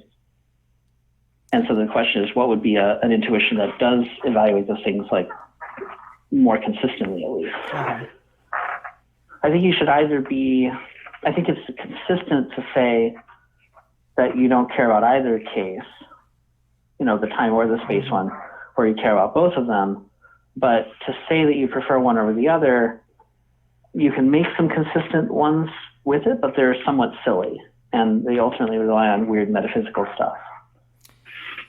Yeah, I'm trying to think. It's like, I would care about both, but again, I think the memories one is a good thought experiment. It helps tease apart, some of our, it's like if you just mess with my memory. I don't know. I think it's just... How about this? If you go through, another way to do it is with time travel. You can say, well, you're going to go down a path that causes you to be hurt, right? But then we'll reverse time and we'll change it so you go down a different pathway where you're not hurt. Does that make the suffering in the other timeline not exist anymore or not relevant morally? Like, if you could prevent going down that pathway, would you? Like, again, I think our normal intuition just simply isn't adequate. It's not that it's not relevant or that I don't care. It's that one is worse for one entity than the other, But why assert? So what I'm saying is, even asserting they're different entities isn't necessarily justified. It's sort of more of an aesthetic choice than it is one that's based in reality. Well, I feel like there is the hard thing. It's like one is experiencing the pain and one isn't. So we could talk about all that stuff, but at some point, there is a difference, right? Like, the aesthetic of me not being tortured versus the copy is a problem. So, I don't know. I realize that it sounds kind of crazy, right? But I would challenge that assumption. Like, why do you feel like they're different entities? In what meaningful way are they different? In that they don't have that connection, right? So like you talked about, if there's a perfect copy and then they start experiencing different things, that makes them different. And again, I think this is a semantic thing. Like it's like I'm trying to focus in on that lack of connection. Like, and it's not like I don't care. Like, I value the copies somewhat, and I think that they're similar in or the same depending on the semantics, but there's still that difference of you're poking one with a needle or a pin or something, and the other one isn't feeling it. And I think that is an important difference. So they're different because they're not connected to each other. And that makes them different entities. Yes. And so if they're different entities, then they're different people. Yeah, I mean, I think it's just I don't think I'm not tied to the semantics of the situation. If someone wanted to say, well, because this one has 99.9%, up to however recent the copy is of your memories and will make the same decisions of you, and that's my definition of the same person, then that's fine. But it's not the same person in the sense that one now is not feeling the same thing as the other. Mm-hmm. So you could say they're different entities, certainly. Like you can certainly say that, right? Yes. You can also say that the situation is just such where like the same entity now has two different like instantiations. And the connection is because they're based in the same algorithm to begin with. Well, let me ask you this. I think they will evolve divergently, sure, but let me ask you this. I think this is how I appreciate these discussions because there's so few people I can talk to where we're like it's hard to get on the same page even about different things. Like you were talking about, some people think that it has to be biological to be conscious, but somewhere between, like, do you have siblings? I unfortunately don't. You don't? Unfortunately, yeah. Wow, only child. I have to say, I don't respect only children the same way when you didn't have to suffer with with siblings. But somewhere between, like, if you had a brother, you're similar genetically, but somewhere between your brother and you, there's a difference. And so where would you say someone was the same? Like if it was like 99%, 99.1%, would you say that that's the same? Like, at which point does it have to be a perfect copy for you to care? It seems like there'd be a gradient. And so you said I would say we already have a good sense for that. Okay. And it's just memory loss. Would you, if you got $1,000, would you forget the last minute of your life? Mm-hmm. No. Yeah, I would do that. No, I would take $1,000 for 1 minute of this conversation. This bullshit conversation we're having right now, like you value a single minute of it at $1,000? Wow. I mean, that's only, 1/60th of a Bitcoin. I mean, we can't be. I could just tell you the same thing again. I could get you up to speed. It's not really that big of a loss. Okay, so you would sacrifice. So you would terminate yourself if there was a copy, but you'd sacrifice the minute for $1,000. Okay. Yeah, I'd give up a minute. I would retroactively delete the last minute of my memory. Okay. For $1,000 because it's not a great loss.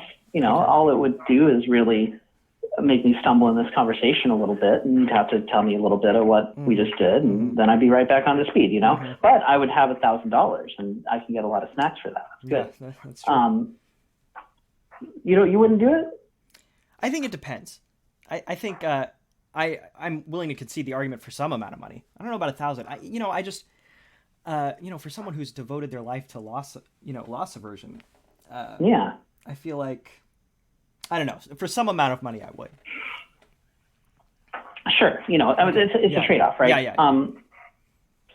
But for me that'd be pretty reasonable. If I forgot yesterday, if I forgot all of yesterday, I would find that pretty annoying because I had an important conversation yesterday and I would only have my notes to go off of, and I'd lose some stuff. So you'd have to make it worth my while. Okay. Yeah. But none of that stuff is unrecoverable. Again, I can call that person again and, apologize that I lost some of the stuff and maybe split some of the money with them, and get back to speed pretty good. Okay. Even losing the last week, that would be more of a significant blow, because there's actually some pretty important stuff that's happened this last week that would suck to lose. But if I lost that, I still wouldn't consider myself to have died, right?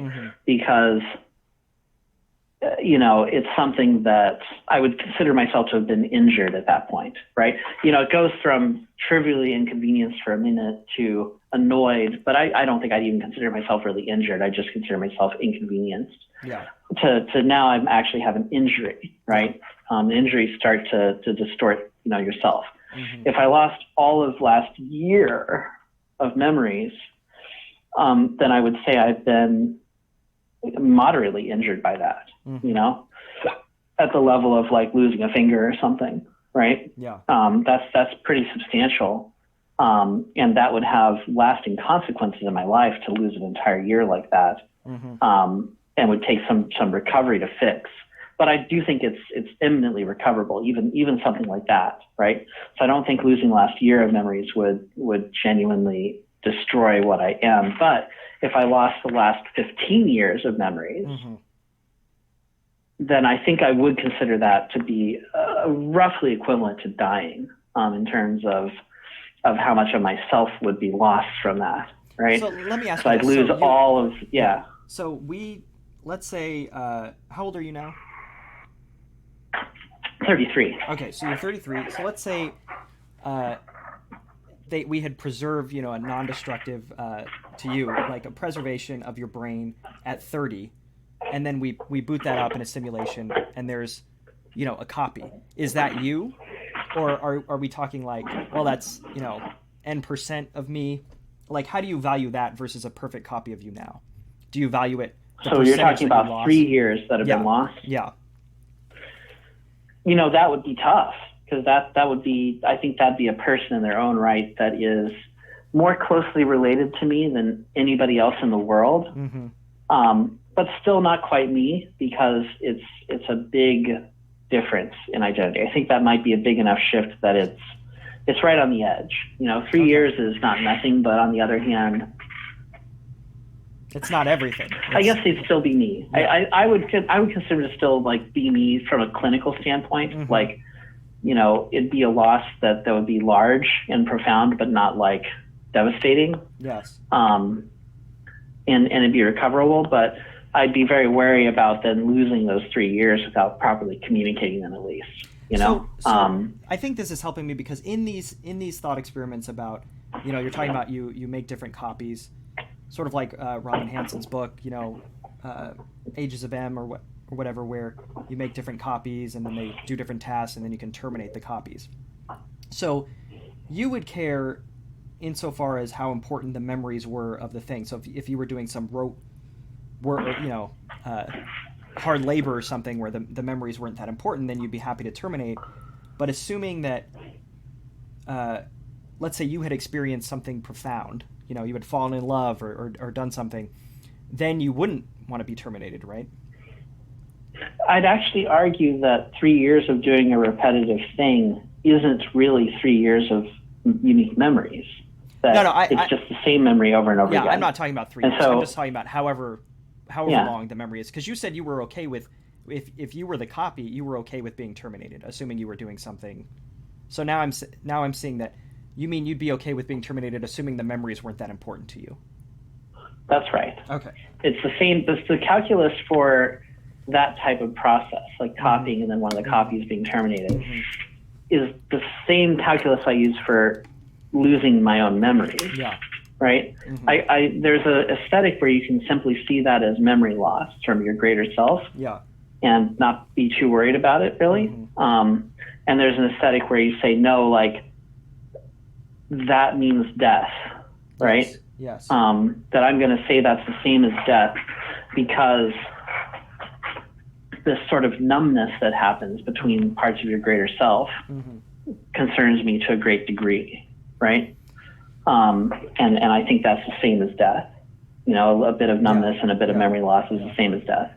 And you can say that, certainly, right? But does it serve you well to have that aesthetic? Because I would say it's a choice as to how you want to think of yourself or conceive of yourself. It's not necessarily required, like, in terms of, like, does the universe have a thing that says you've got to see yourself as this? Like, not really, because you can define yourself however you want. You can define yourself to literally say you're part of the body of Christ, and if you get a blood transfusion, you're not anymore, and that's worse than dying, right? And on a certain level, you can't debate that. You can't say you're wrong about how you've conceived yourself. That's the wrong sort of argument to take anyway, right? What you can do is you can say, if you think you would feel a certain way when this thing happens, you can be wrong about that. You can be correct or wrong about that, right? If you think that just because you've been copied, you magically will have this connection with the other copy and you'll be able to feel what they feel, you're just wrong. You know, that's not an aesthetic. It's just an incorrect understanding of reality, right? But also, likewise, if you're saying that you would somehow know whether you are a copy or not in your heart, you know, if you introspected. No, I don't believe that. Being a copy is fake and wrong, and being the real one is somehow detectable. You'd be wrong about that too, right? No, I agree. But then it's awfully weird to say, you know, a lot of people, if you say that a copy of you isn't really you, right? Then you're sort of forced into the same thing of saying that if you know you're a copy, then you don't have the same connection to your past as you thought you did, right? And you're sort of, you would realize you're fake, right? Yeah, I agree. And that's something I think is weird. I agree with a lot of these things. I think that's really strange. It's the same analogy with the art about, you know, if the Mona Lisa, you know, burned, people would be freaking out, but we've got, you know, even if you value the same age and, you know, paint and literal things, we could just make a copy of that. There's also a certain sense of causality. So another way of framing this is by causality. Okay. So what I mean by that is, who moves the things in the future? Is it you or not you? Okay. Now, if you're copied, the mind that you have right now, like in a causal sense, reaches out to both copies of you and moves them around and controls them. They make all their decisions based on how you are now, right? Yeah. And so in that sense, they're both equally connected to you, right? And that's why your future self, like you have an identity with them, because you can control what they do tomorrow by being a certain way. Yes. Another way of thinking about it is like, you know, when you speak to someone and you're being recorded, right? Then at that moment that you're being recorded, all of the future is listening to you at that moment. Yes. They're in the room with you listening. When a master paints a painting, right? And they choose, I want to put a blue line here. They're not just moving their hand. They're moving every single like printer and every single robotic arm and every single like pixel and every single screen, all to the infinite future to be a blue line there. And the reason that they're the one that's moving it and not something else is because if they chose to make it a red line or they chose to make this line curve in a different way, like they move all of the complex robotic arms and all of the things in the future that are trying to reproduce that painting, right? So there's a real sense in which the master's hand like reaches forward far past their own death and moves these things in the future. Yes. And in that same sense, a copy, when you diverge into two copies, like you are both copies because of the causality relations between them. And to privilege one over the other is merely an aesthetic choice. The same sort of aesthetic choice where we say, oh, this version of this painting is the one, and this other one that the artist equally controlled its output isn't the one. Yeah. But see, I think I don't disagree. It's in the same thing that if I'm trying to figure out what we disagree on. I don't know. It's just the. Well, one thing we disagree on is you wouldn't teleport to Mars because you would Yes. consider that an elaborate form of suicide. Yes. Whereas I would happily teleport to Mars. Yes. Yes. So we do disagree about something quite important here. Well, it's that you are okay as long as your memories are preserved. For the most part, right? Or like, the I best do of the think you need memories that causal connection there. Just being preserved and being rendered into an archive, right? Mm-hmm. I would say is a type of death because you can't control the world anymore. Assuming there's some entity, that's moving around and doing stuff and, presumably enjoying life and the fruits of your hard work in the past. But I think the memories thing helps me visualize your view more, and I'll have to think about if it's because okay, you teleport to Mars, right? Yeah. And the classic horror story is normally the teleporter destroys people, and maybe they've been lying about it, which is gross from a consent standpoint. Okay.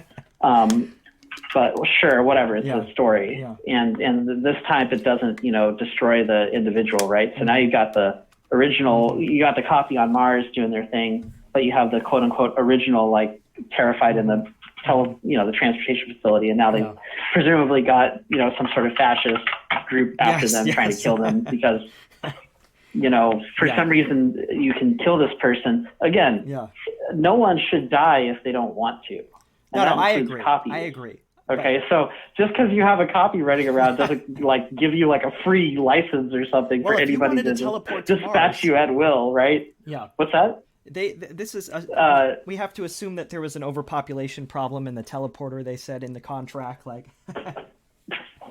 Well, anyways, but if it's in the contract, then presumably they wouldn't be surprised about it, So. But from my perspective, it's like, look, the causal connection here, the person that went into that transport module, right? Mm-hmm. Like they control the actions of both people. Yeah, and from a greater self perspective, one of them just terminating in either location, right, is only the loss of whatever memories that don't exist in the other one. And it's bad in so much as the person values those memories. But if the person wants to say, I have something beyond that, I value like the point of view, I value the continuity of the point of view of the thing behind my eyes, then that gets into metaphysical territory because it's basically impossible to properly define what that even is, like in a reasonable sense. That point of view thing is really slippery and not necessarily something you want to build your identity around. Well, that's an aesthetic choice. Well, I agree that things can be slippery, but we can both agree that there is a difference. One is experiencing the sense of being on Mars, and the other one is experiencing, being chased around to be executed.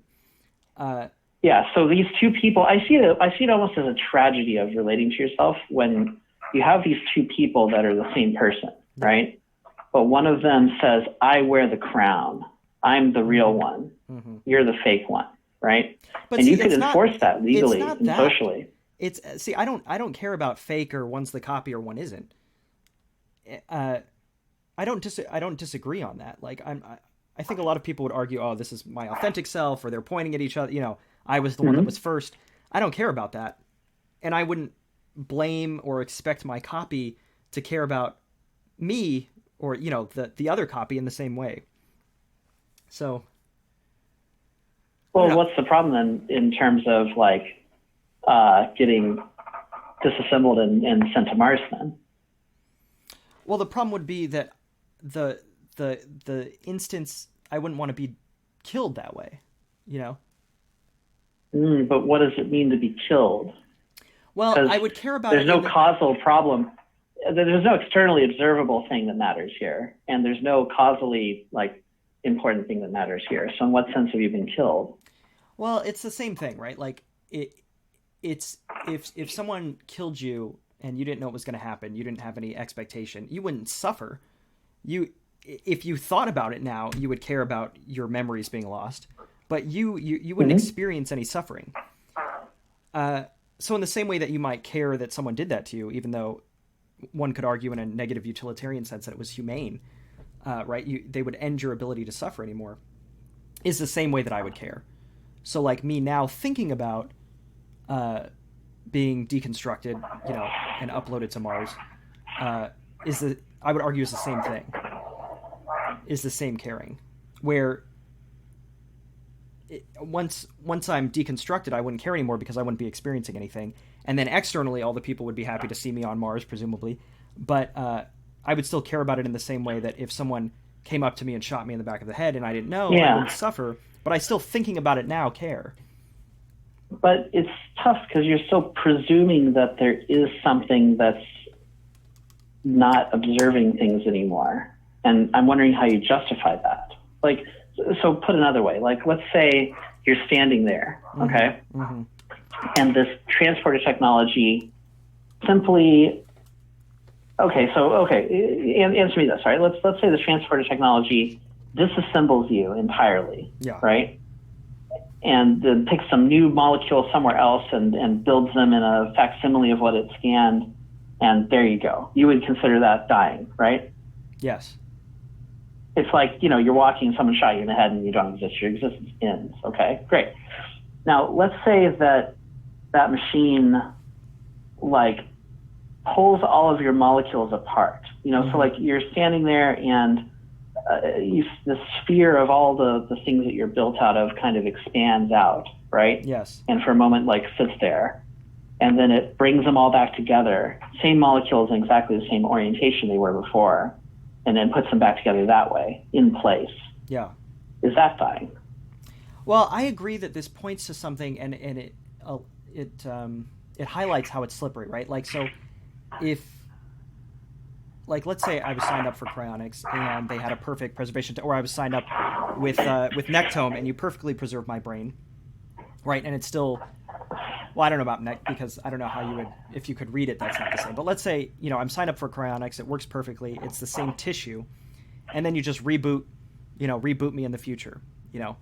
I would be more okay with that than teleporting to Mars. So I get what you're saying about if it's that the atoms are different or something like that. Well, but let's really get into it, because the thing is, you're coming from this perspective where you somehow know the answer to these things, right? But I would question whether you really do. As weird as that is and as personal as that is, because I don't think it's justified. I think it's the same sort of intuition as, like, just being so sure that the world doesn't move because it feels like it's stationary. Well, I'm not sure what we're where arguing. In reality, we're moving a lot. Well, I'm not sure what we're arguing that's objective. It seems like I could say that why should you care about your memories? Like, you just do. Like, there's nothing objective to disagree on. It's a, aesthetic preference. And so, if we're disagreeing on, can a simulation or a computer be conscious, that might be something objective to disagree on. But to me, it's like, isn't this just an aesthetic difference? Like a difference in, I guess, normative, values.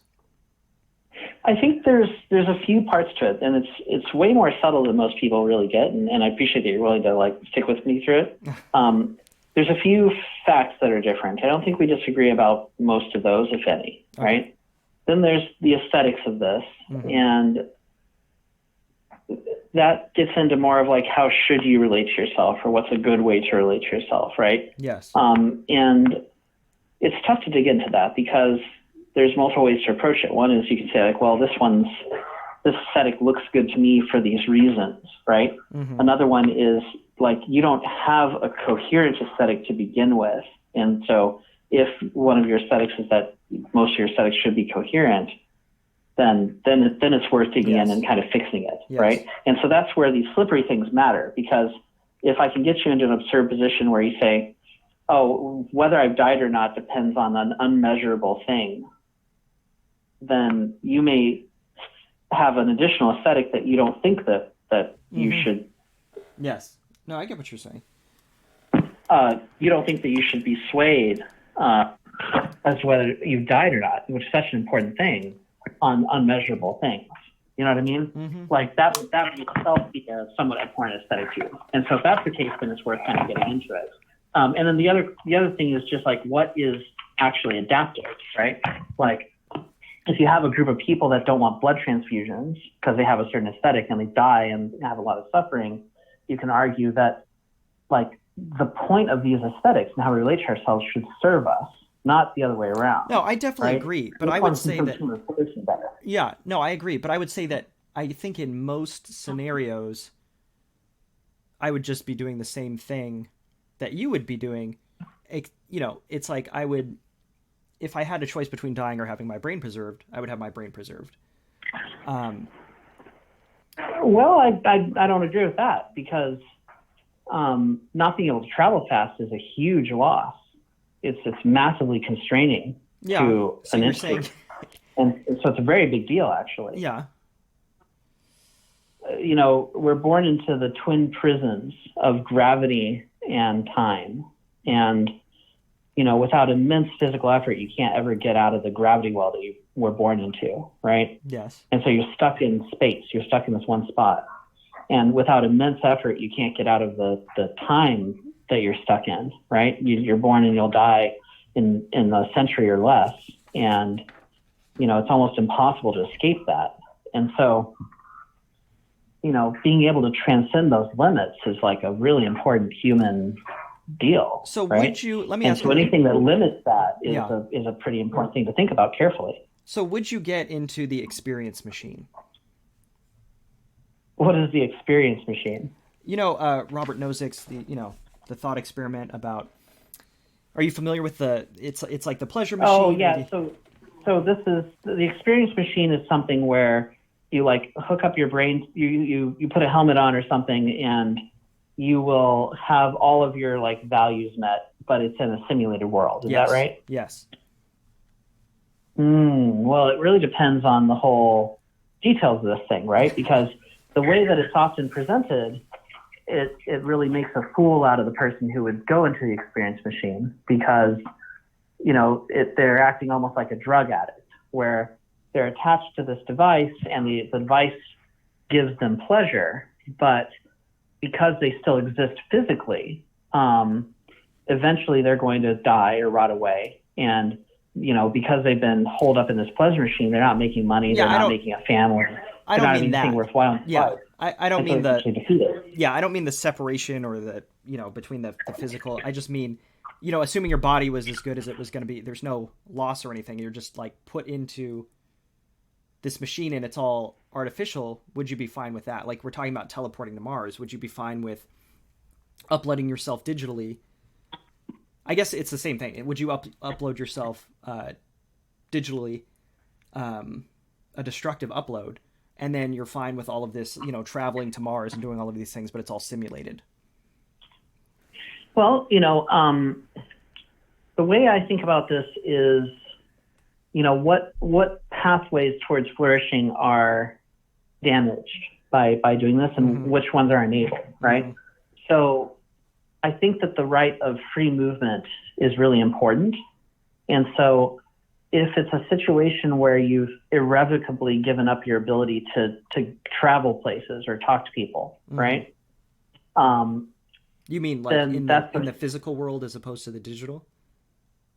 Yeah, then that's a big deal because that's limiting your ability to flourish potentially, right? Yeah.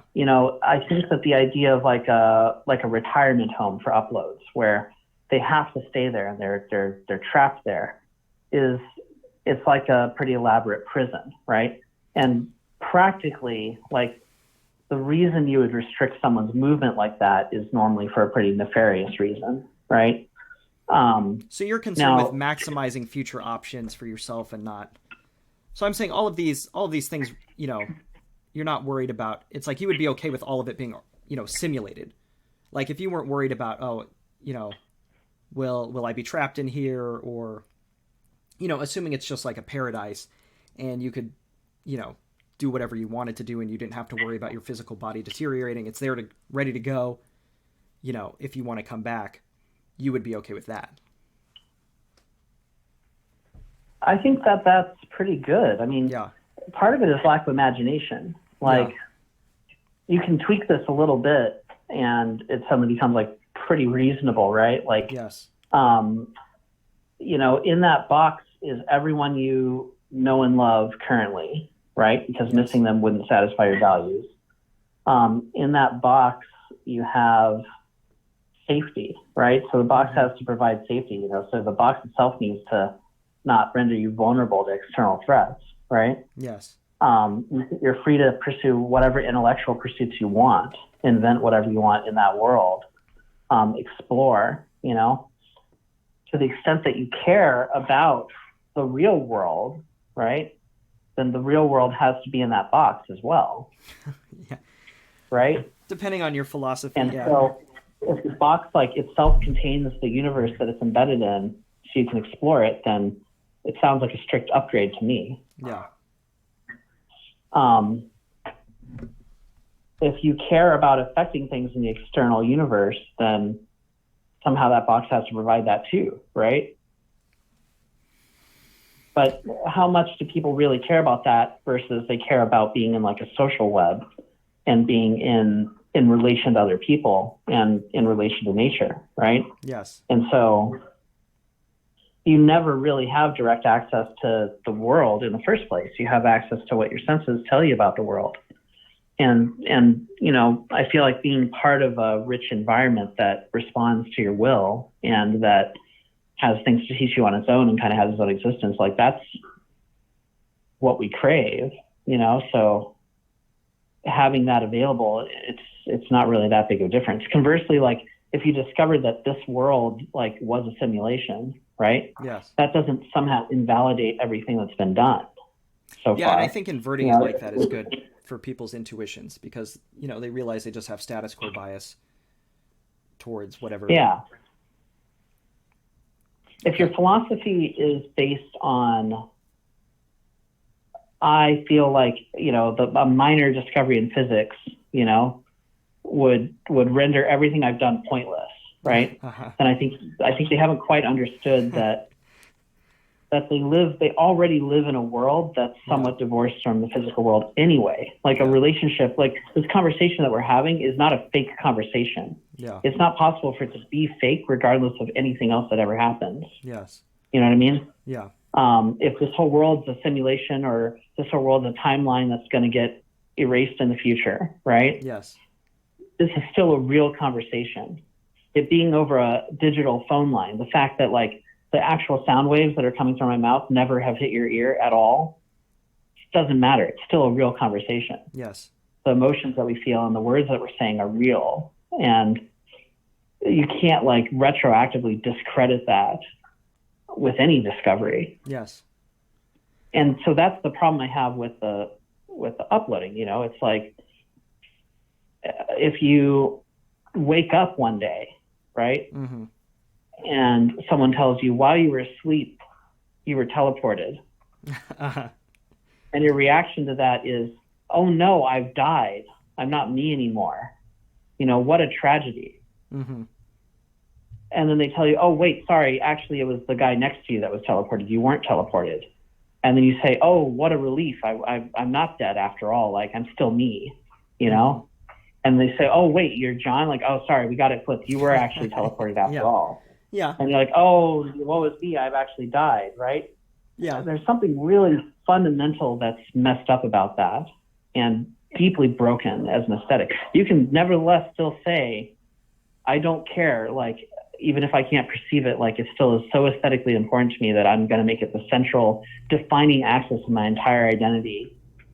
And I expect myself, and I'm going to treat myself differently based on this fact, right?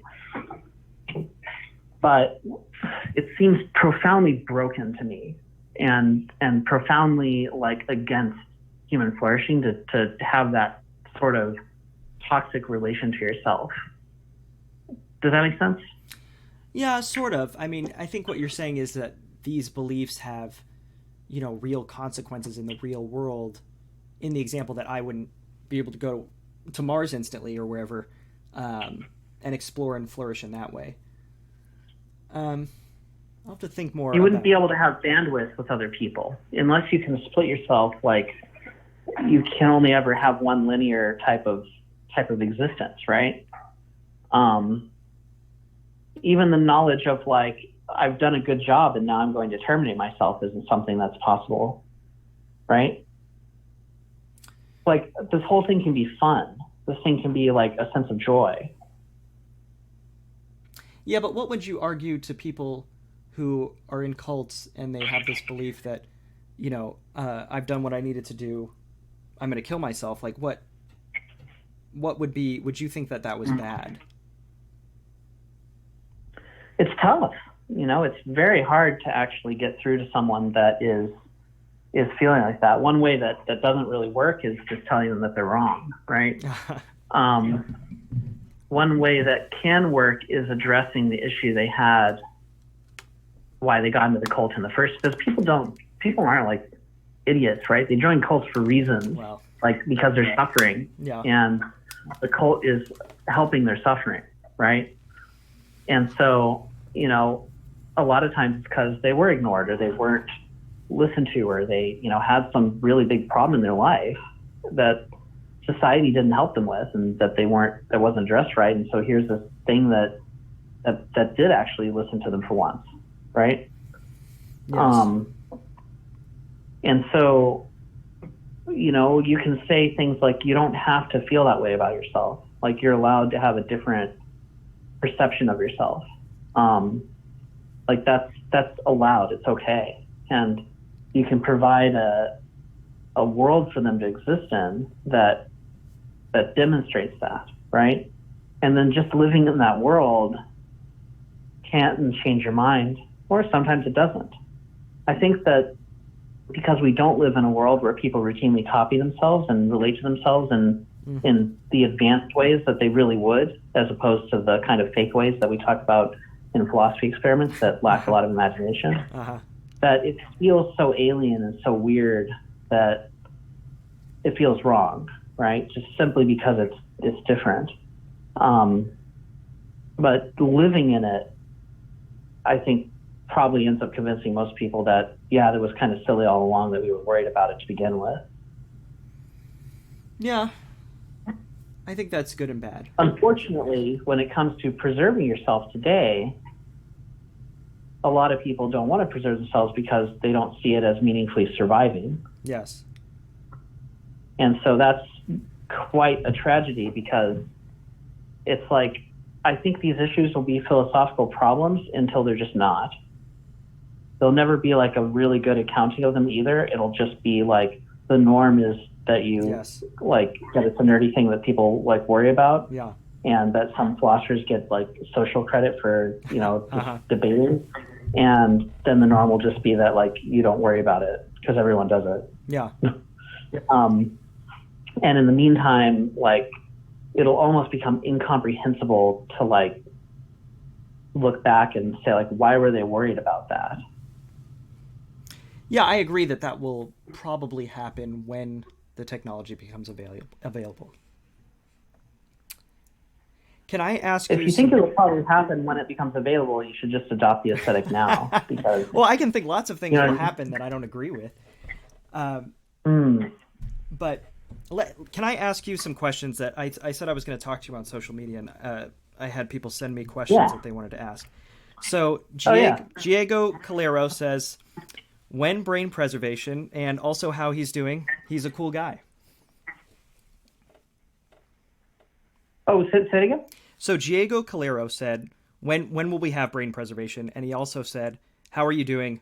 You're a cool guy. I think brain preservation is going to be available pretty soon. Because, like, I've worked out what a lot of the constraints are with the human brain banking stuff. Yes. And I think there's a relatively straightforward pathway to getting a validated protocol. It'll be, like, annoying and require, like, medical aid and dying. But I think you can get one. Like quite soon. So what's quite soon, though? I think it's like plausible in the next like year or two. Really? Is most Yeah. of the hurdle legal or regulatory, or is most of the hurdle the science? It keeps changing. I think I've figured out most of the legal issues at this point. Right now, the problem is just getting enough validation in to like really make something solid. Because you can't just design something that'll work for preserving a person without testing it first. It'll just fail for some much dumb reason. Yeah. And you can't just run it once, because then it'll fail for like a slightly less dumb reason when you actually need it. Yeah. So Chris McCulley asks, is there a difference in therapeutic approaches between preservation and augmentation? I would argue the preservation almost doesn't care about augmentation at all, because like the preservation is just for archiving stuff as it is now. Mm-hmm. And it happens at the end of a person's life.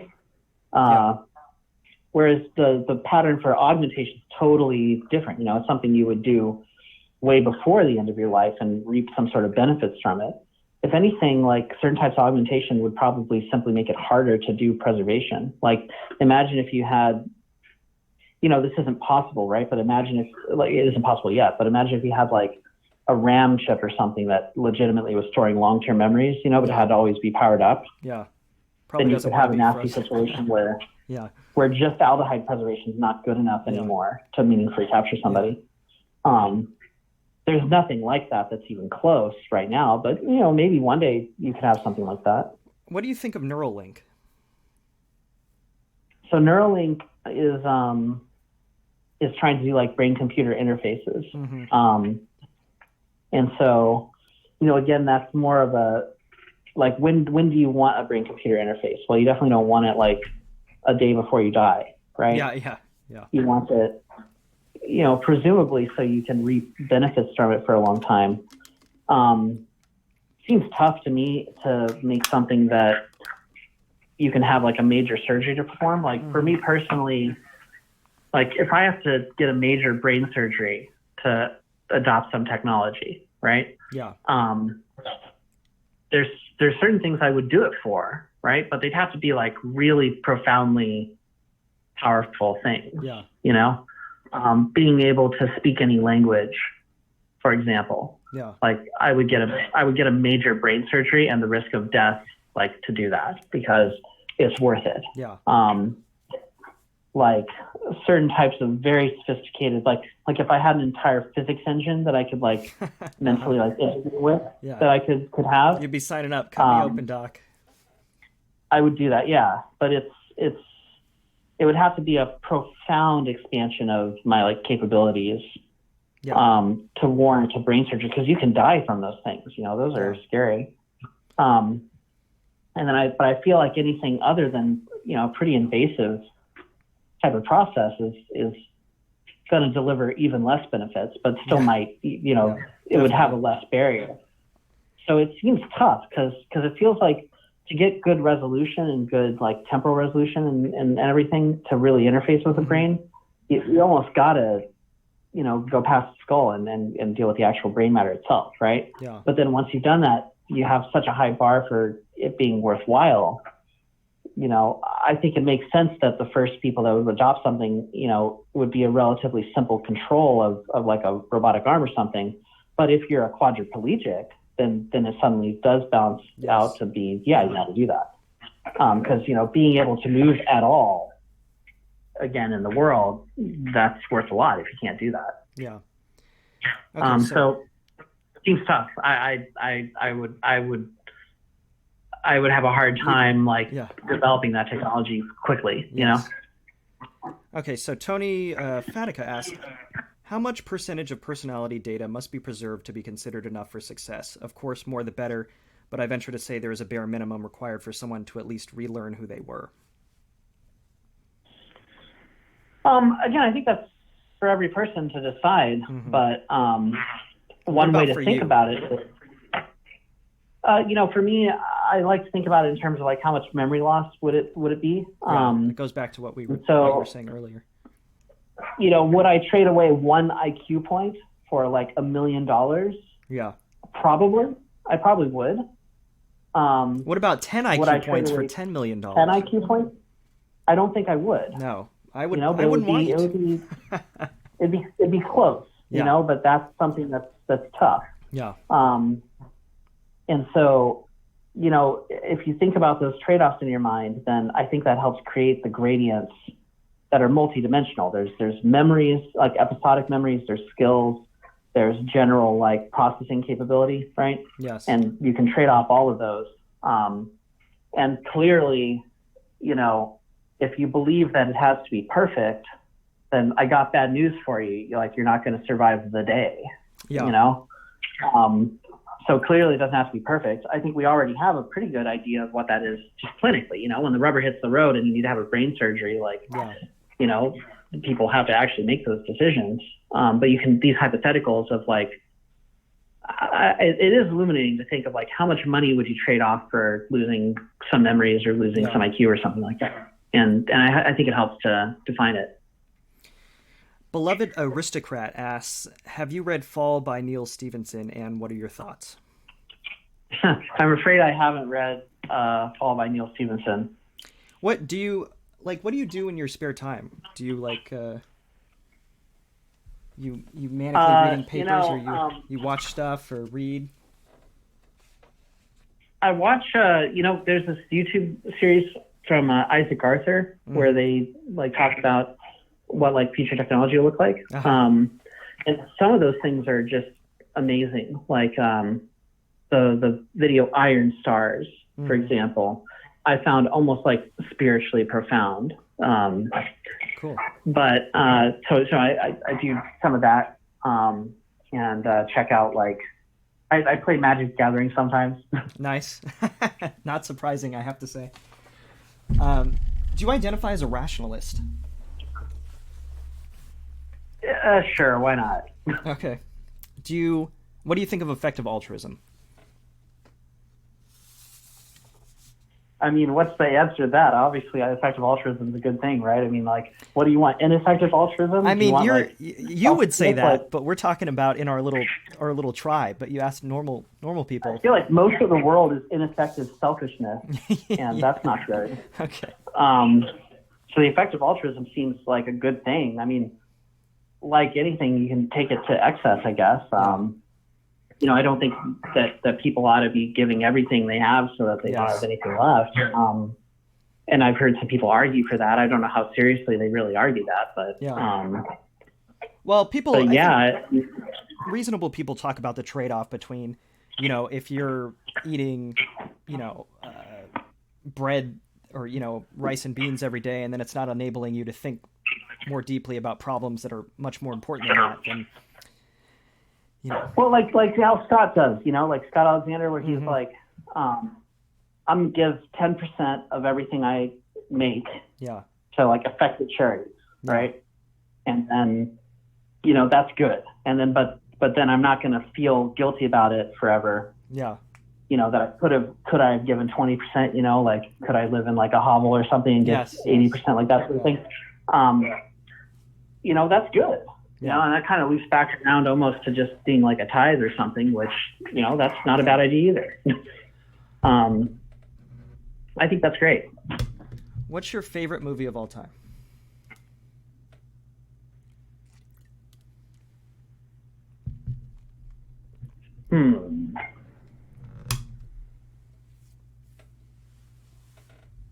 That's tough. There's so many good ones. You know, there's this movie there's a movie I watched when I was a kid. It's not like good so much, but it was really like important, you know, for me, and it still kind of sticks in my head after all this time. It's Explorers. Keanu Reeves is in it, like as a kid, and River Phoenix is in there too. Yeah. And it's like these. Ethan Hawke. You've seen it? Yeah, you've seen it? Yeah. Where they get an that obscure movie. Yeah. Thing. Yeah. I thought that was so cool. I like as a kid. That would be, you know, that would be great. I don't know if I watched it now, what I would think, but I feel like that's more like what a real alien visitor would be like. As weird as that sounds, like the whole, we're going to land our ship like we're some sort of imperialist navy, you know, sending our diplomats or whatever. Yeah. seems like bullshit. Yeah. Like they're either going to be totally invisible, Yeah. or they're going to like start grinding your like star into like, raw materials and building a Dyson sphere, or it'll be something luminous and like subtle, like your dreams are different, or like you can talk to dead people or something, like that type of thing. Yeah. So where they just dream about this thing that makes them inspired to build this technology, like almost feels like way more realistic than what like other sci-fi portrayals would look like. That's a good point. And like Cocoon, Like, that's a good point. Who do you think is the smartest person of all time?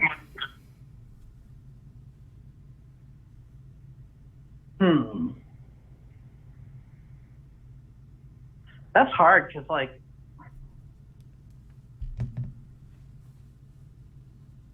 it's tough because okay, like the capabilities that we have today, right, naturally just make you smarter in a lot of different ways. Yes. So, and then it's sort of like relative to certain places. Like, so like right now, I think something like 7% of everybody that's ever been alive in humanity, like, is currently alive. And so presumably the smartest person, to the extent you can even define that, is dead. And possibly like never was recorded and never really, like, we wouldn't know about them at all. Right. But then what does that mean? Like, the types of guys who came up with like language, right? Like the first people who invented language, if it even was some one like person that did it, like that seems like such a profound thing that it's pretty important. Yeah. But it wouldn't surprise me if the smartest person that's ever lived, like, maybe didn't accomplish all that much and lived and died in prehistory, and nothing they ever did was known. So, like, even the whole language that we used to have, like the Proto-Indo-European stuff, like, we don't even have it anymore, right? Yeah. But, like, maybe they spoke that. Whose brain would just you... raw capability. Yeah. But raw capabilities, though, on the other hand, like, who's the most capable, like, human to solve problems and stuff, they may very well be alive today, just simply because we have better education, we have better technology, and it's easier to read stuff today, Yes. And so, and like, if you brought the guy who invented language from, back in the caveman days and put them here today, they would probably have a hard time adapting to that, even if they have a lot of like raw horsepower, right? Yeah. So in what sense is there even like a good way to compare those things? It seems a little bit tough. So maybe you have to narrow the question down to something more like manageable, in which case I don't think just having a bias for today is all that interesting, right? Because like, then you would just say the smartest, entities, like whatever the current generation is, taking the most advantage of the technology, which, is cool, but I don't think that's quite the spirit of the question, right? Yes. In substance, you want to give the past like an equal footing, right? But then you end up being like a total dick where you're like, oh, Newton, right? Wasn't that smart because all he did was basic, high school physics, right? Which, but that was really hard if you don't already have that. Yeah. I feel like whoever came up with language, had to have been up there. I know. I like that point of your talk where you were talking about, what was the qualia like pre-language, and that whole time period, like, and the transition must have been. Speaking of which, have you done psychedelics? Are you interested in psychedelics? Not too much, I guess. Not too much. Okay. Have you done some? I am very high. The Big Five theory of personality? Yeah. Yeah. So I'm very high in openness. So I've done a lot of things like once, but I get anxious. So I'm very like, I don't do anything casually. I'm just very like, prepared and set and setting, but I'm really interested in psychedelics. I think they're very interesting.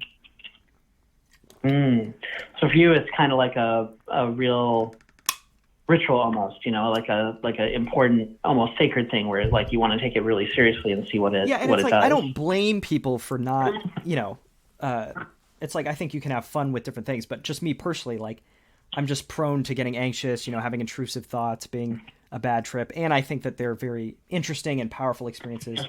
But I had a professor in college who was, basically taught the whole class. It was a class about the brain, but it was basically all about psychedelics. So that's where it started my interest. Oh, cool. Yeah. Yeah, you'd probably... Good insight? Pardon me? Any really cool insights that you've gotten from this stuff? You mean like while tripping? Yeah. I don't know. I'd have to think about that. I think that before I tripped, I think I lived in Berkeley at the time, and so I would see, you'd see people in tie-dye shirts, and you'd see all these hippies. But I think after I tripped, I got why, like, I felt like, oh, I'm a part of this club. Like, I understand the appeal of this. But as far as like insights, I wouldn't say like I'm still very like I'm just a skeptical person in general. So I think I'm skeptical of profound insights that people get. I think it certainly points to the qualia. There's a much more broad experience that people can have than they do in everyday life, I think. And the same thing with all these other altered experiences. And I think it helped me understand, religious people, who do, or fasting, or people that whip themselves, or people that run ultra marathons, or any of these sort of things where it's all trying to get to this altered experience. And I think that model, that's what I took, is that psychedelics are a part of that. And I think it helped me understand these people that do these other things that I would think are like, man, you're really going to run 100 miles, but it's to get to this altered experience. Yeah. That's cool. Yeah. So let me see. Where I think I can remember a little bit from before I knew how to say words. Really? Because I remember saying like one of my first words. Mm-hmm. But even then, I think it's still kind of hopeless because like you're hearing words from literally before you're born. Yeah. Like in the womb, you're still hearing words because people are always talking around you. So I don't think anyone's ever really that's alive now has experienced not having words. Yeah. It'd sort of be unethical to do that experiment right now, but where did you grow up? Well, and there's probably a reason why we made it too. It's probably sucks in a lot of ways, although it's probably got some profound stuff to it too. I wonder if you could communicate it after you got words. Mm-hmm. But yeah, that's a trip because it's like if your parents didn't teach you that stuff, it would not be easy to come up with it yourself. Yeah, it'd be an interesting story. But yeah, I feel like it would have taken some real something, to come up with that and the social intelligence to get other people to use it. Because even if you could make that, getting other people to use it now. Maybe it probably took a long time to make, but it wouldn't surprise me if like one guy sort of figured it out, you know? Yeah. And managed to kind of get it going. As soon as partially. As soon as you had a collaborator, you'd instantly outcompete any other group. Maybe, part of it's like it's hard to imagine how you do without language, but lots of animals do just fine without it, and learn a lot of good stuff. So I'm not sure it had a huge competitive advantage even initially. Yeah, I guess you'd have to think. Might have been worse. Yeah. Yeah. I don't know. I do know that that no one person invented writing, really. Uh-huh. It was really weird because people invented partial scripts. Partial scripts are like mathematical notation or musical notation or bookkeeping, and they were there simply to take inventories for things. Mm-hmm. And it took people hundreds of years to realize that you could take a partial script and make it into a complete script where you could express anything that can be said in the script. Mm-hmm. And that was not an easy transition. That is apparently extremely not obvious that you can even do that. And I think I can get in the same headspace where it's like, imagine if all we had was musical notation, right? Okay, starting from musical notation, how do you turn that partial script into a complete script? Yeah. like good luck, Yeah. right? You can do it. Yeah. You can do. There's a variety of ways to do it. You can say that these chords symbolically represent like this syllable of like a language, right? And then you could transcribe words into musical notation, right? But it would be an almost like abuse of the notation, or like a metaphorical form of musical notation, right? Yeah. It's not easy at all to do that in a sensible way, though. Or what if we weren't verbal? What if we all communicated in sign language, right? How would you write that down in a systematic way that actually works? Like, it actually, like, it's so fundamental, and we learn like language and the written word, and it feels like it's trivial, but it's like absolutely not trivial. It's really hard to do. Yeah. And it's not obvious at all either. As weird as that sounds. No, definitely. It's one of those things that we just take for granted now. And like, it really... come up with a script that can write sign language down efficiently. Mm-hmm. Like you do it yourself with no help, right? Like, good luck. Make music, like write a poem, an actual poem with like musical notation. Yeah. Like, good luck. It'd be it's not built for that. A good exercise. Yeah. In creativity. Yeah. Not easy. Not easy at all. And that's what we had to do. We turned the stuff that we use for accounting and made it like that you could express poetry in it. That's not a trivial transformation. Yeah. It's not clear from the outset that it's even like allowed, or that it's even makes sense to do that. I don't know. The history of... one term I liked in your list of ideas was, what was it? Technological deflation, I think. Yeah. But I think that's something people don't understand. Or it'd be great if... Yeah, you can just buy stuff now that like didn't exist before, which is interesting. Well, one of the common criticisms of all of these things, life extension, everything, is that, it's only for the rich. But it's like cell phones were only for the rich in the 80s. And now, it's like countries in sub-Saharan Africa have just completely skipped over having landlines. They just have cell phones now. Yeah, we've crossed where the majority of humans have cell phones now. Mm-hmm. Like, literally straight up majority of them. Yeah. It's crazy. 'Cause I don't know, I still feel like it's true that most humans live in like poverty. Yes. That just is true. But it's also true that most people have cell phones too. Yeah. And that's a little bit weird to reconcile in my head. Yeah. Where did you grow up? I grew up in Kansas. In Kansas? Wow. Wichita, Kansas. Man.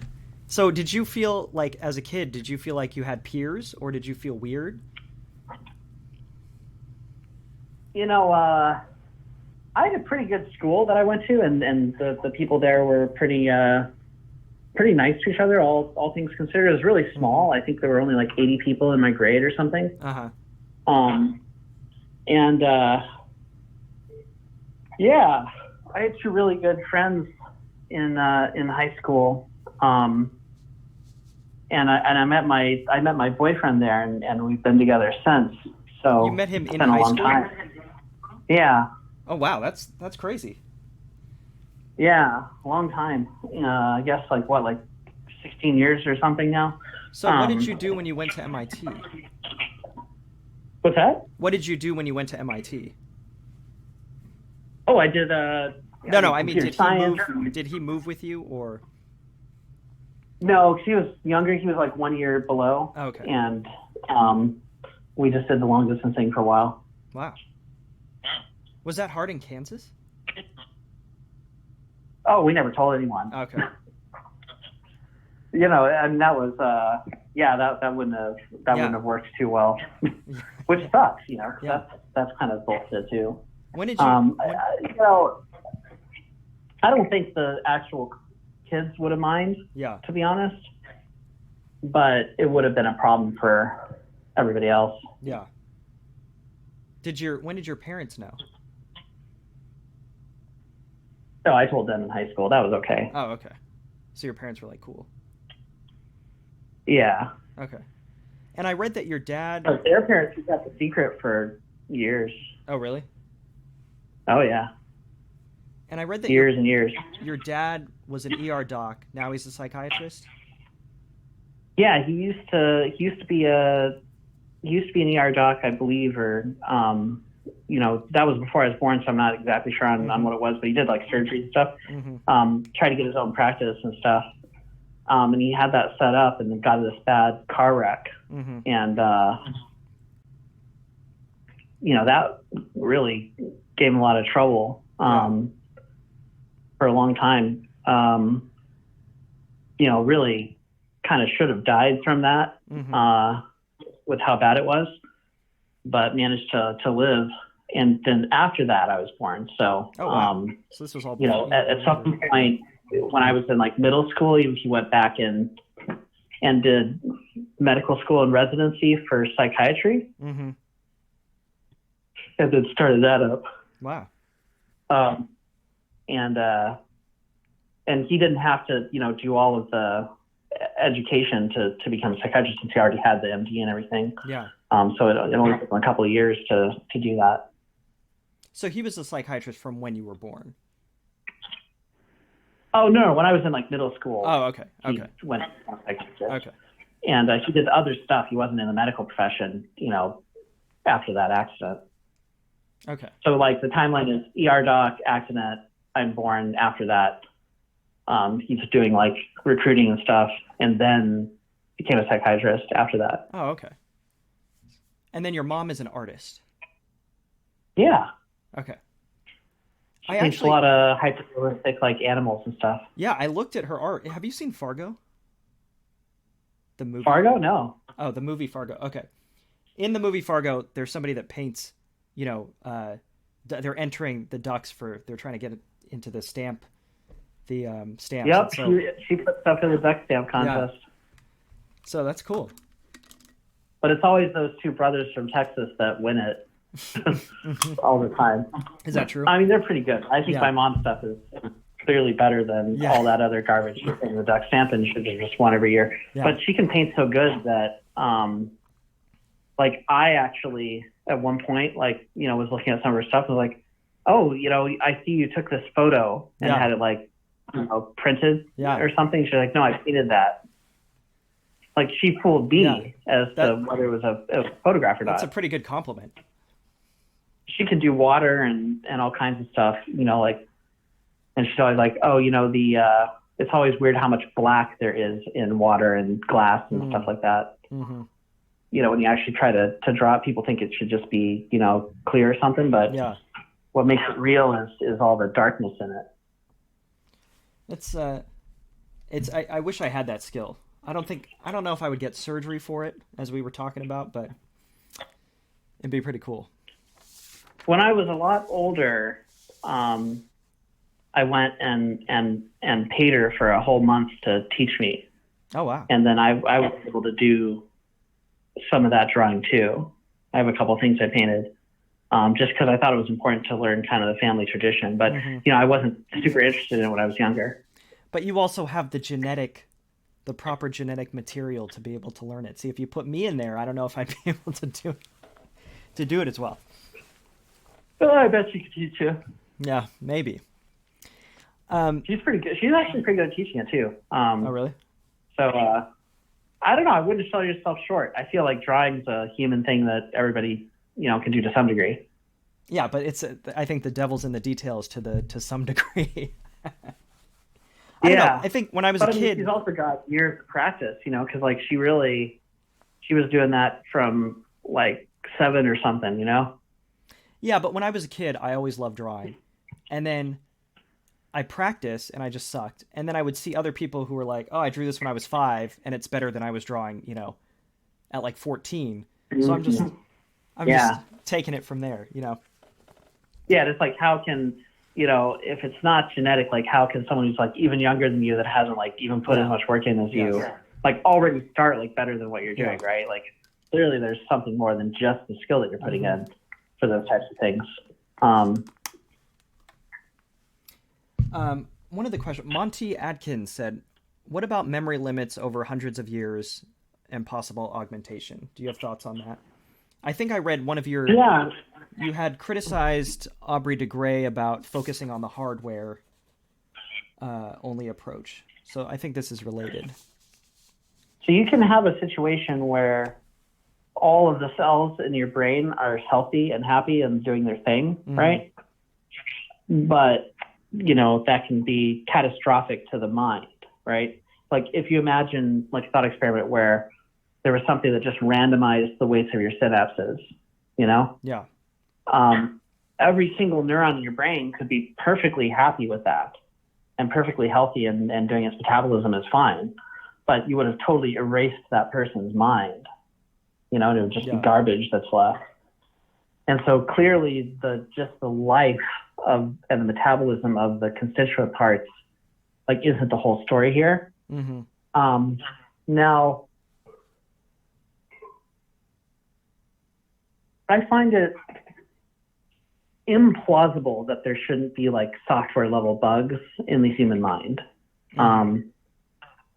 For the reason that, suppose like if you paid me to write like a web server or something for you, right? Yes.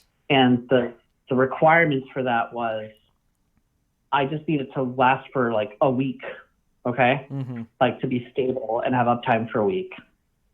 Then it's almost like irresponsible and a waste of money to make it so that it'll last for like 200 years, right? Yeah, so you're saying the analogy is with evolution, like once we reproduce, it doesn't need to make us last. Even more than that, it's like, let's say there's some benefit you can have where, you get some benefits in your like up to 60, right?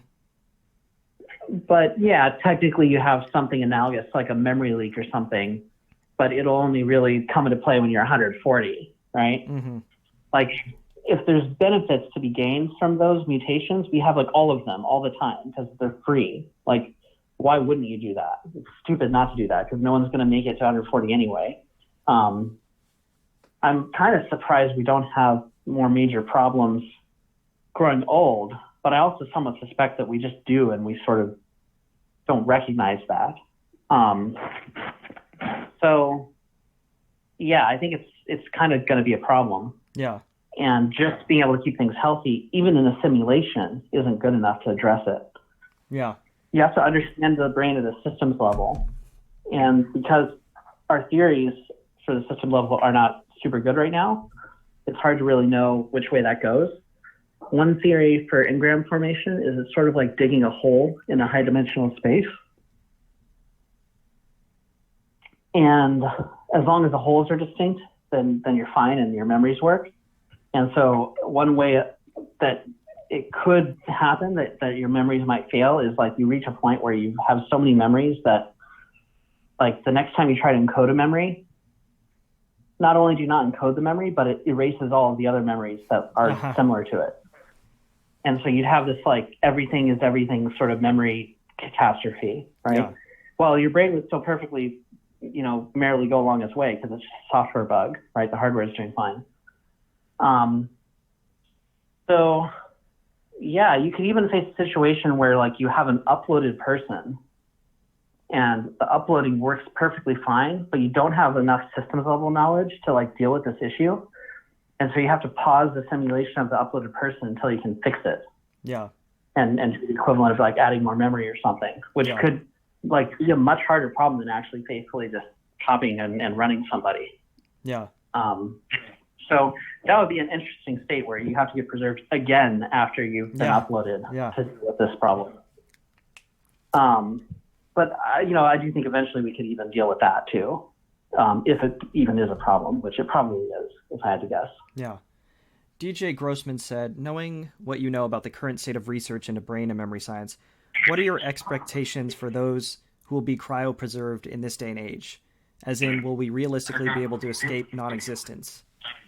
It sounds like you don't have a good prognosis for those people.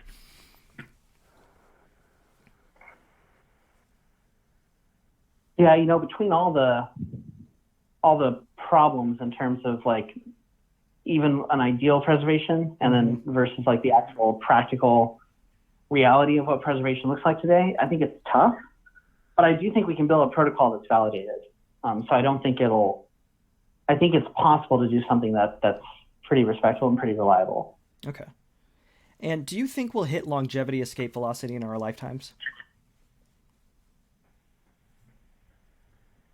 Boy, I'm not an expert in that field. It seems so hard to me because it's like, if you want to improve human lifespans, like running an experiment like takes like a human lifetime, you know? Yeah. To get like the full data from it.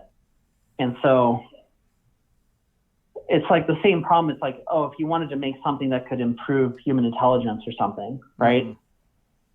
That's tough too, because to even measure whether it's worked or not is a tough thing to do. You have to wait forever.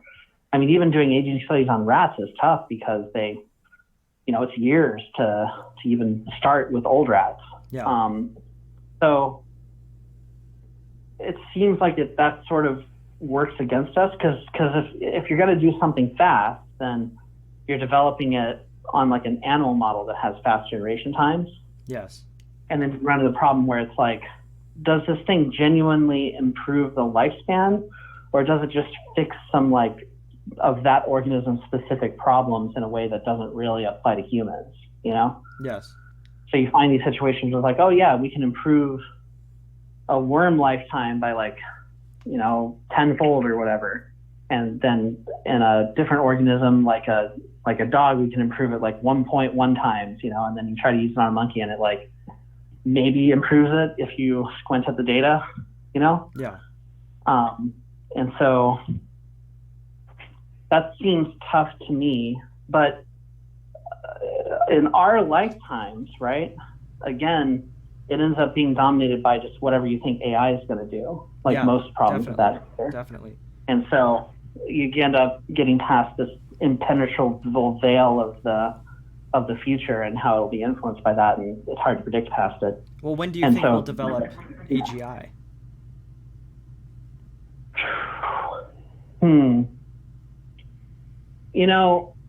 I've got some friends that know a lot about this stuff, and they say they think 10 years.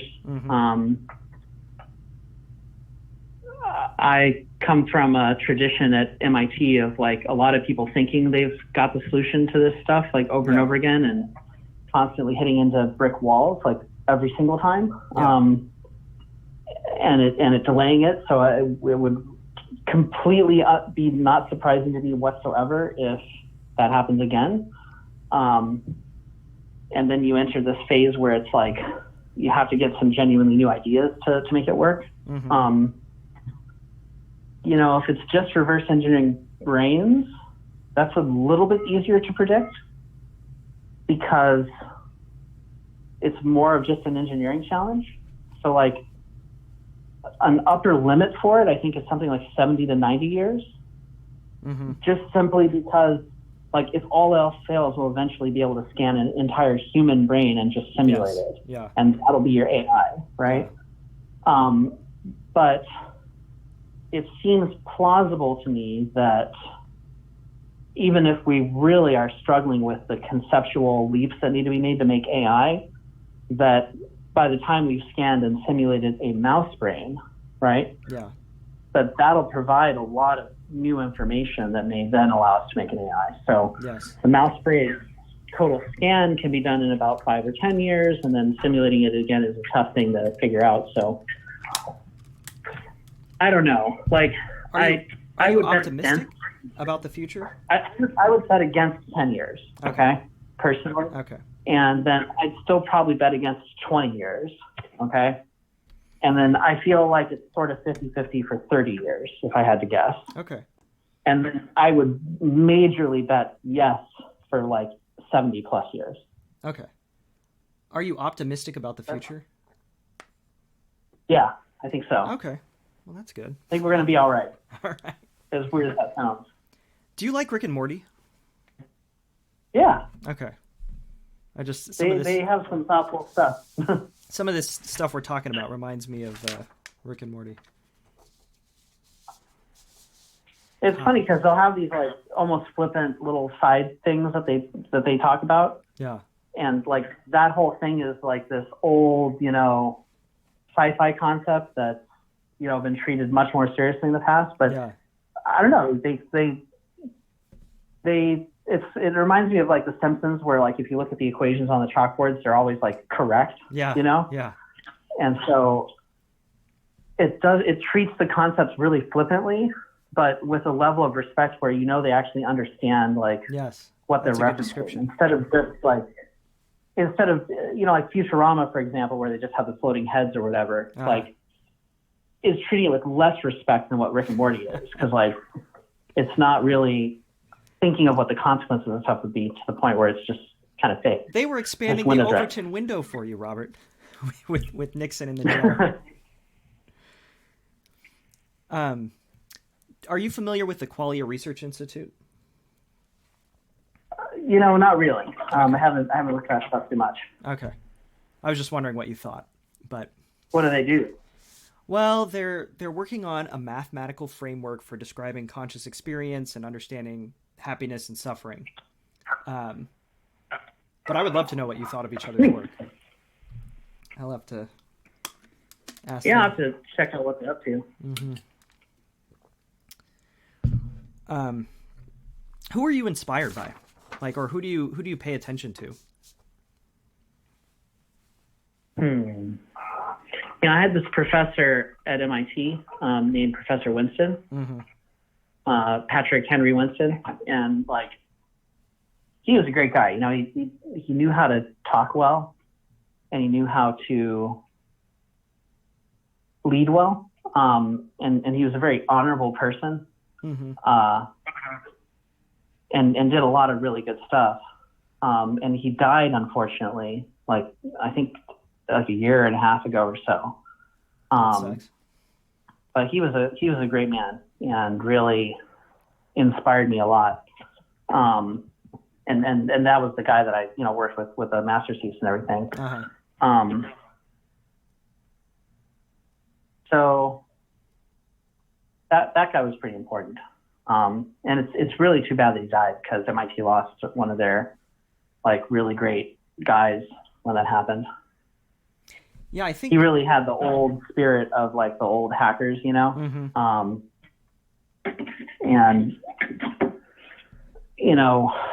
really worked for what's right. A lot of people that went through his lab ended up going into neuroscience because the other thing I liked about him is he had this grand vision. He wanted to understand how humans worked. He didn't want to just get into some niche somewhere where it's like ultimately not particularly useful to people. Yeah. He was trying to go after the fundamental problems, which is brave. He's a brave guy. Yeah.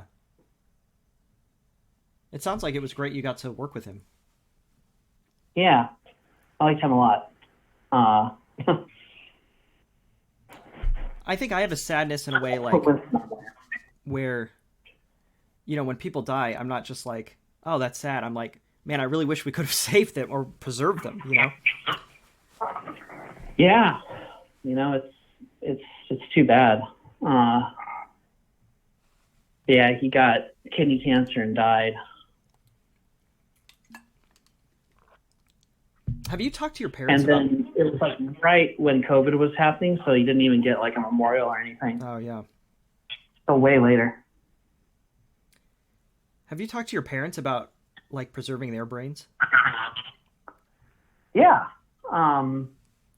They're both down. It's kind of like if they're your parents and you make some, company or whatever, then your parents are sort of obligated to use the thing that you made. Yeah. It's kind of that situation. Are your parents like open-minded people? Yeah. Like, would they do it if it wasn't for me? Like, no, but they're down enough for you. Yeah, that's right. They would. So that's fortunate. It would really suck if they weren't, if they hated like what I was doing or something like that. Yeah. So let's say my parents died in 5 years. You think you'd be ready? I think it's really plausible that a validated preservation technique that like is validated to the point where like the Brain Preservation Foundation, for example, would say like this is consistent with neuroscience. I think that can be made like much sooner than 5 years. Okay. Whether it ends up like going that way or not, like, is another story, but I think that's imminently possible. I don't think that like you need new technology or new insights to build something like that that's reliable. That's good to hear. I'll have to get my parents on board. I'll just force them, because not all parents are and then your parents will be like, what about the continuity of my consciousness? Yeah, there you go.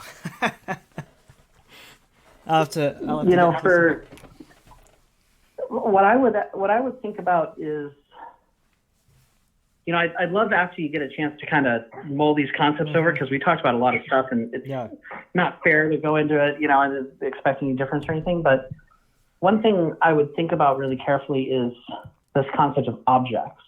Mm-hmm. And so what I mean by that is, like, objects seem like they're such a primitive, fundamental aspect of reality, right? Yes. Does that make sense? But they're not. Like, an object is a human bookkeeping construct that we use to limit our perception of the universe, to organize it in a way that we can, like, handle it. But there's not really objects object's not a fundamental physical property. Like, the objecthood of the thing isn't fundamental in physics. And so this isn't to say that objects are, like, bad, right? Or that thinking in terms of objects is bad. It's just to say that if you think that the universe thinks in terms of objects, then you can get into situations where you're asking questions that seem reasonable, but they're just nonsense. So in particular, like, the center of mass of an object, right? Like, is well defined physically once you define the object. But imagine if it's like a glass cup, mm-hmm. and you suddenly shatter the glass cup into pieces. Mm-hmm. Like, asking the question, what happens to the center of mass of the cup, is a nonsense question, because you're asking, like, ultimately, like, what's the right way to bookkeep this thing? And there's multiple good answers to it. You can say nothing happens to the center of mass, and nothing happens to the cup as an object either. The cup object just simply gets more degrees of freedom when it shatters, right? Yeah. You can also say the cup object becomes a bunch of shard objects, and each of the shard objects has its own center of mass. And then that's fine. But if I then go in and say, okay, but, like, how does the center of mass transition? Like, is it the speed of propagation of its cracks? Like, when does it become one center of mass to two centers of masses? Yeah. Like, those types of questions are nonsense questions. You can say them, but they're kind of garbage. It reminds me of Stephen Hawking talking about that people asking what was before the Big Bang is like asking what's north of the North Pole. And I think the self is that way in a lot of respects. Mm-hmm. That the idea of an I, the idea of a self, is a bookkeeping construct we created to, like, limit our own perception of ourselves in a way that we can, like, manage reality better. It's like a story we tell ourselves where you're the hero of the story. Mm-hmm. And the self is like the bookkeeping in a story that keeps you going. Winston worked on human understanding of stories. That was his main thing. And, like, if you see your life as a story, okay, again, I'm not saying that's bad. You sort of have to make sense of reality, the way we are built, at least. But if you see your life as a story, then the story has a certain, like, framework of its own that it imposes on reality that's not of reality. It's part of the bookkeeping. And part of that is that the story has a hero, okay? And the hero has a sort of narrative center of gravity, right? Like, that's what makes the hero be the hero. Does that make sense, by the way? Like, yeah, no, but a story is told from a point of view character. No, I understand. Right? A story has a point of view. But when you say something like, I'm worried about my continuity of consciousness, or I'm worried that I won't be the same character or something, right? Yeah. Or I'm worried about the point of view. I think a lot of that intuition comes from incorrectly assuming that the rules of stories literally exist in physical reality. That like the universe has a point of view, or that you have a point of view. That's well, I understand like a narrative. More like in a story. A narrative fallacy. But let me ask you this. So the thing that you're worried about if in this, destructive uploading would be a loss of memory. But why would you value, like if you could copy some random person that you see outside your window, if you had to destroy their copy versus your own copy, would you value those the same? Like if it's just loss of memory, why do you care about your own memories versus anyone else's? Well, part of it is I'm the steward of my memories, right? Like the actions that I take have much more leverage for archiving my own memories than they do over archiving somebody else's memories, right? And again, a lot of these fictions are totally appropriate. Like the idea that we have people and like people have rights and people have consent, as part of these processes.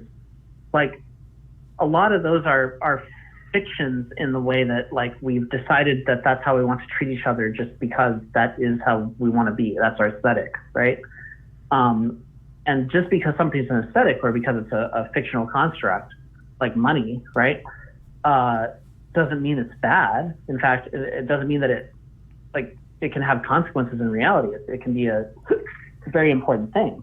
And so I think that the aesthetic of like other people kind of have their own business and they have a right to like integrity and these sorts of things makes a lot of sense. I like that. I like being treated that way. And I like the idea that, that's a gift that we give to each other. Right.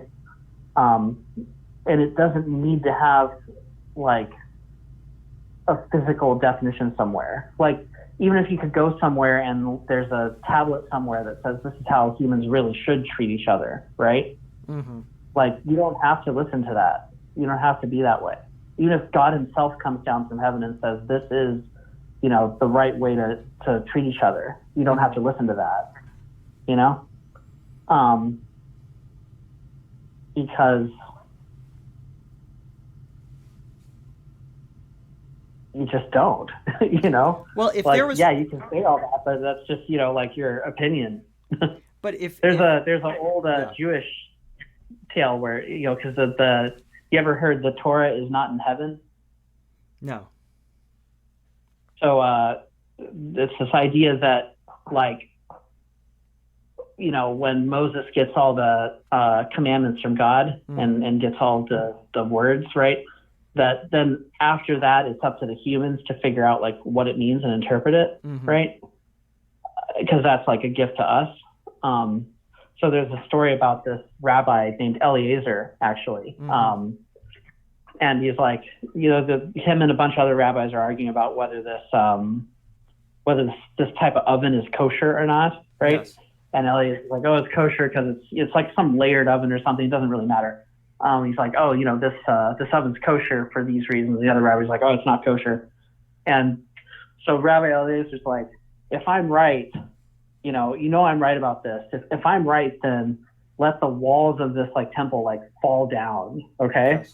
And so they start moving like magically, okay? Because it's like, of course this guy's right. And the other rabbi's like, no, you can't fall down. And so they just kind of end up slanted. And then Eliezer's like, if I'm right, then let this river, go the other way. And it does. All right. And the other rabbi's like, no. Rivers don't get to decide what the law is. Yeah. Okay. And then finally, Eliezer's like, if I'm right, then just like God himself come down and say that I'm right. Okay. And then like the clouds open and God speaks and says, why do you question, Eliezer? He's always right about this stuff. And the other rabbis like say to God, no, like you don't get to decide this. We get to decide this. And the rule is like the rabbis vote and the majority says it's this way, then it's this way. Yeah. Okay. And then the moral is, and then God is like, basically, yeah, okay, sure. That's how that works. And that's the moral of the story. Anyways, I always thought that was a cool story. Yeah. Telling God himself. So my point is, you can make whatever aesthetics you want, but, one of my aesthetic comments is maybe they should serve humanity instead of limiting humanity, right? And if this whole idea of the self is bookkeeping, right, then there's a more expanded way to think of yourself that might be a more useful way of thinking about yourself, right? And you don't have to think of yourself just as something that nebulously is attached to one particular set of molecules. Yeah. No, I think I understand that viewpoint. But if there were a lifeboat, a spaceship that Earth was going to be destroyed, and you had a choice between letting yourself on the spaceship or letting a random stranger, you would still prefer to let yourself on, right? In most circumstances, probably. Yeah. So there is some personal attachment to your memories. Yeah. But we're talking about a more almost arcane idea here, which is can you teleport or not? How you relate to other people is different than how you relate to yourself in this regard, right? And the choice of preserving yourself matters a lot, in these circumstances. So, that's. But why do you care more about preserving your own memories than someone else's? It's kind of because I have causal control over myself a lot more than I have over other people. Mm-hmm. Then it just only makes sense to kind of organize how much you care about stuff along those lines, right? What I mean by that is diet, right? I can control what I eat, but I can't control what you eat, mm-hmm. right? So, when I think about what choices should I make for myself for eating, it's that's more important to figure out what I'm doing rather than what making someone else do something, right? Yeah. So that's kind of the idea. I would wish that, a lot more people thought carefully about preserving their memories. And I would think that it's a shame if people get too confused, because I think in general, we're all very confused about how the self works. There's a lot of intuitions there that, may or may not be ultimately correct in terms of how the physical world works. And I would hate the confusion around identity to end up causing people to say oh, well, a copy is not really a person, or, you can't really survive these sorts of things, because that does have real consequences. And ultimately you can treat people different about this, if you could look at someone who's been copied, right, who did chose to copy themselves, and you can just simply assert, well, I don't think they're really them anymore. I'm not going to be friends with them anymore. I'm going to treat them different now, right? Yes. And like any aesthetic, you can predicate that on anything, right? And so, you can use as justification for a new type of bigotry even, for uploaded people. It already exists yet, but I guarantee you people will say that they're not really real, or they're not really people, or they just are confused and they think that they're this other person, but that they're not. Yeah. And that's got to be a pretty practical issue, especially legally too. If you don't believe they're the same person, then I could commit a crime, okay, mm-hmm. and then simply upload it and copy myself, terminate the original, right? Yeah. But I don't give a shit about that, right? Yeah. And now what do you want to do? You're going to hold me responsible? No. Yeah. I was just made a minute ago. I'm not responsible for anything. Are you going to hold me responsible as a co-conspirator for the murder or something? Well, you can't, because I didn't even exist when the murder was done, right? But in your world, you would arrest yourself, weird. Right? This person would be arrested. I think regardless of what individual people think about identity, Mm-hmm. legally, it's got to be based on like information equivalence and like basically the Hamming distance between two minds, because otherwise, like what you would do is you would arrest the copies, all of them, and say they're all co-conspirators in the murder. Mm-hmm. Because they, first of all, knew it was going to happen and did nothing about it, okay? And second of all, like causally, like they would have committed the murder if they were in the same place. And to the extent they've diverged, that divergence could then be used as an excuse to say, you know, they're further away from that murder, right? They're further away from the crime. But if you just have the naive view that a copy is totally a separate character from the original, then you're going to have really, really major legal problems with that. Yeah. And it's nonsense, right? Especially when you deal with people that don't believe that for themselves. I'll have to, I'll have to write a science fiction story about a court case where this is happening. I think that'd be really interesting. Yeah, well, You could do a I whole think drama. our existing laws about conspiracy make sense for this anyway. But it's pretty important, you know. It's you know, there's a book called Thinking Clearly About Death, Mm-hmm. and it just I get so angry reading it because it's like this guy is so close to getting a reasonable idea about this stuff, and he always takes like a hard swerve at the very end of his argument. Thinking muddled, thinking pretty muddy about death. Oh man, it's bad. I actually wanted to like talk to him, but it turns out he was like dead 10 years ago, so that didn't work. But It was too late.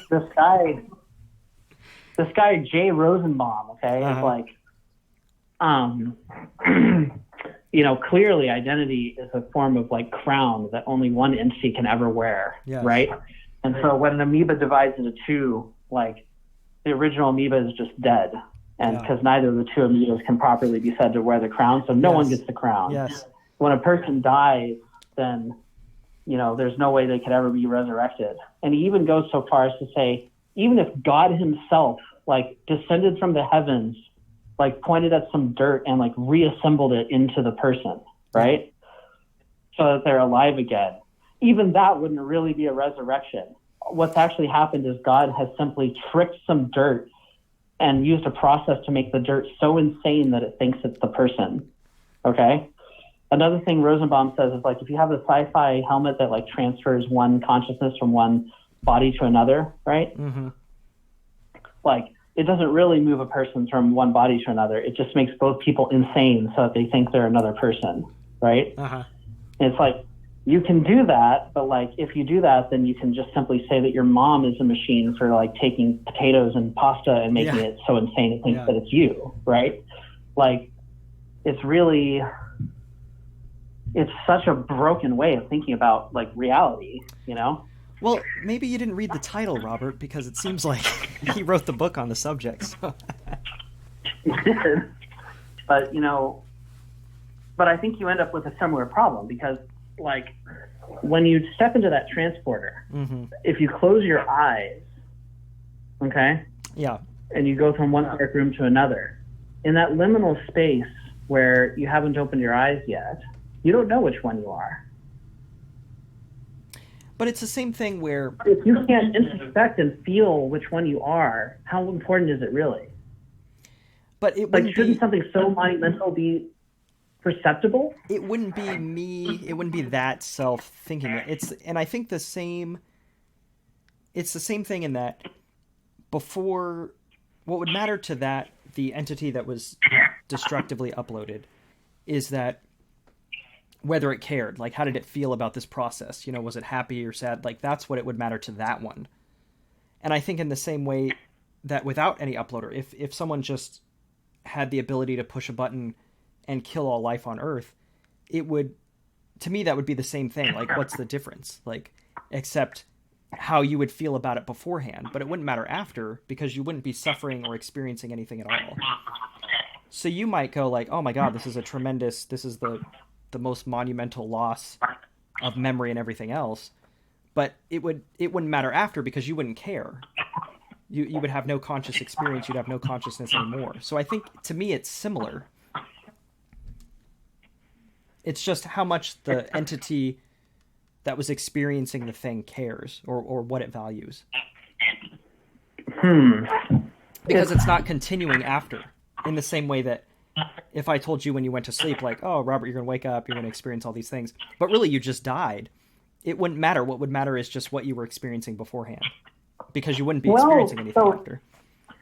So in the part, they're not comparable, because in the case where someone just instantly dies, right, and there's no other copies of them around, like objectively, there's this really complex algorithm that's processing reality that stops.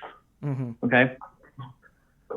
In the case where you have a person and they become two copies, and then one of them dies, right, like immediately afterwards, that algorithm has not stopped. The algorithm is still processing reality and continuing. Yeah, I think this is a point of view thing. You want to define consciousness.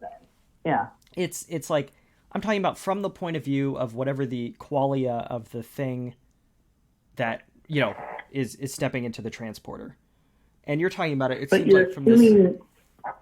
You're assuming that works a certain way, which I don't think is justified.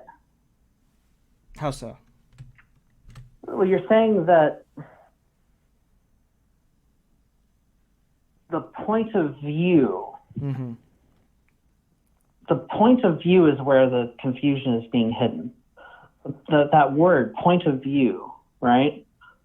Like, if it means anything, it means that it's a certain computation being performed by that entity. Well, I would say whatever thing is and that same experiencing the computation qualia. exists in the other entity. What's that? Whatever, I get what you're saying about algorithm, like if the algorithm's running the same, but I'm saying whatever thing is experiencing the qualia. I'm talking about, that entity that's stepping into the transporter is experiencing some qualia. And after it's destructively uploaded, that thing is no longer experiencing qualia anymore. So I'm saying that's, to me, is the same thing. You're talking about like the algorithm is surviving or not. But I'm saying, what does it matter if that thing isn't having any qualia anymore? It's not experiencing anything anymore. So you mean like... Because when you use, when you use words like that thing, though, right? Yeah. Like, you're asserting there's a meaningful difference between the two when there may not be, right? Like, well, I'm saying the meaningful difference is after they're split or copy, or whatever, they're both having different qualia. Different qualia is now happening. You're saying they're similar or the same in the sense of, it has the same memories, it's doing the same things, it's enacting the same things. But I'm saying there is a meaningful difference in that they're both experiencing different qualia after they're split. And I'm saying there's a minor difference between the two, right? Certainly the same algorithm is now processing very, very slightly different inputs between the two. But why do we care? Why should anyone involved care? Well, but I'm saying, I'm sort of ad reductio absurding, like, if you have the thing that's experiencing the qualia, why should it care if it gets destructed? And you're saying it shouldn't care as long as, there's a copy made.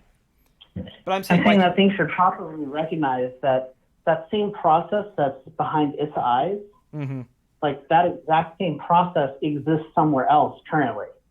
And so it's not the end of that process if it dies.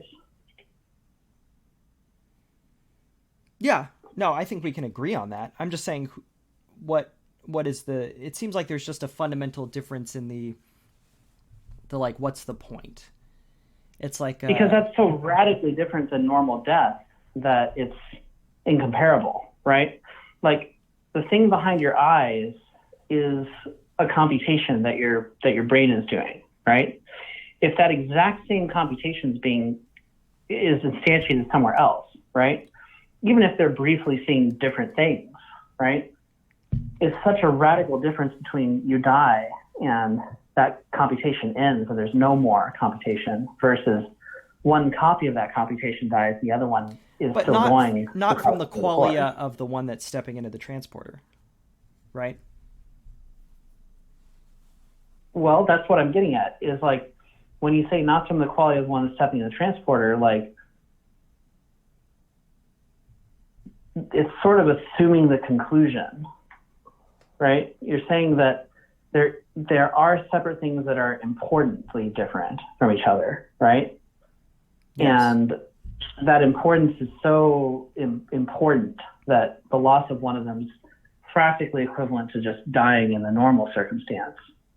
Well, no, I'm saying you agree that there is a difference, though. Like, there are a difference. Once you make a copy, there's a difference in the sense that, in the example that we keep talking about, where one gets cut and the other one doesn't, and the experience between the two. Yes, but I think it's a lot more subtle and nuanced than that, though. Like, it's a little hard to explain, I guess, but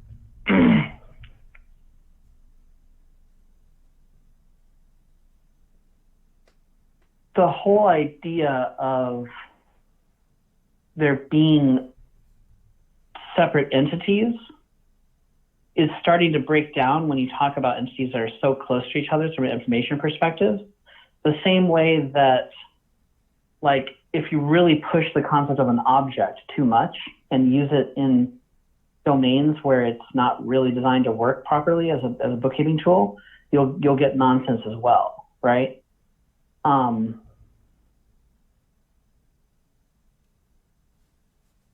And so just relying on the assumption that bookkeeping works well in some cases and then applying it to this situation, I think is probably ultimately just an incorrect application of that type of bookkeeping. I'm saying the whole concept of the self starts to break down in this scenario, and still trying to blindly apply that concept, that type of bookkeeping, in this case, is mostly just leading to nonsense results. I'm not sure what you mean about bookkeeping and objects. Like, it is true that these things, once you once you make a copy, they're both having there's different qualia going on, in the same way that, one is being tortured and one isn't.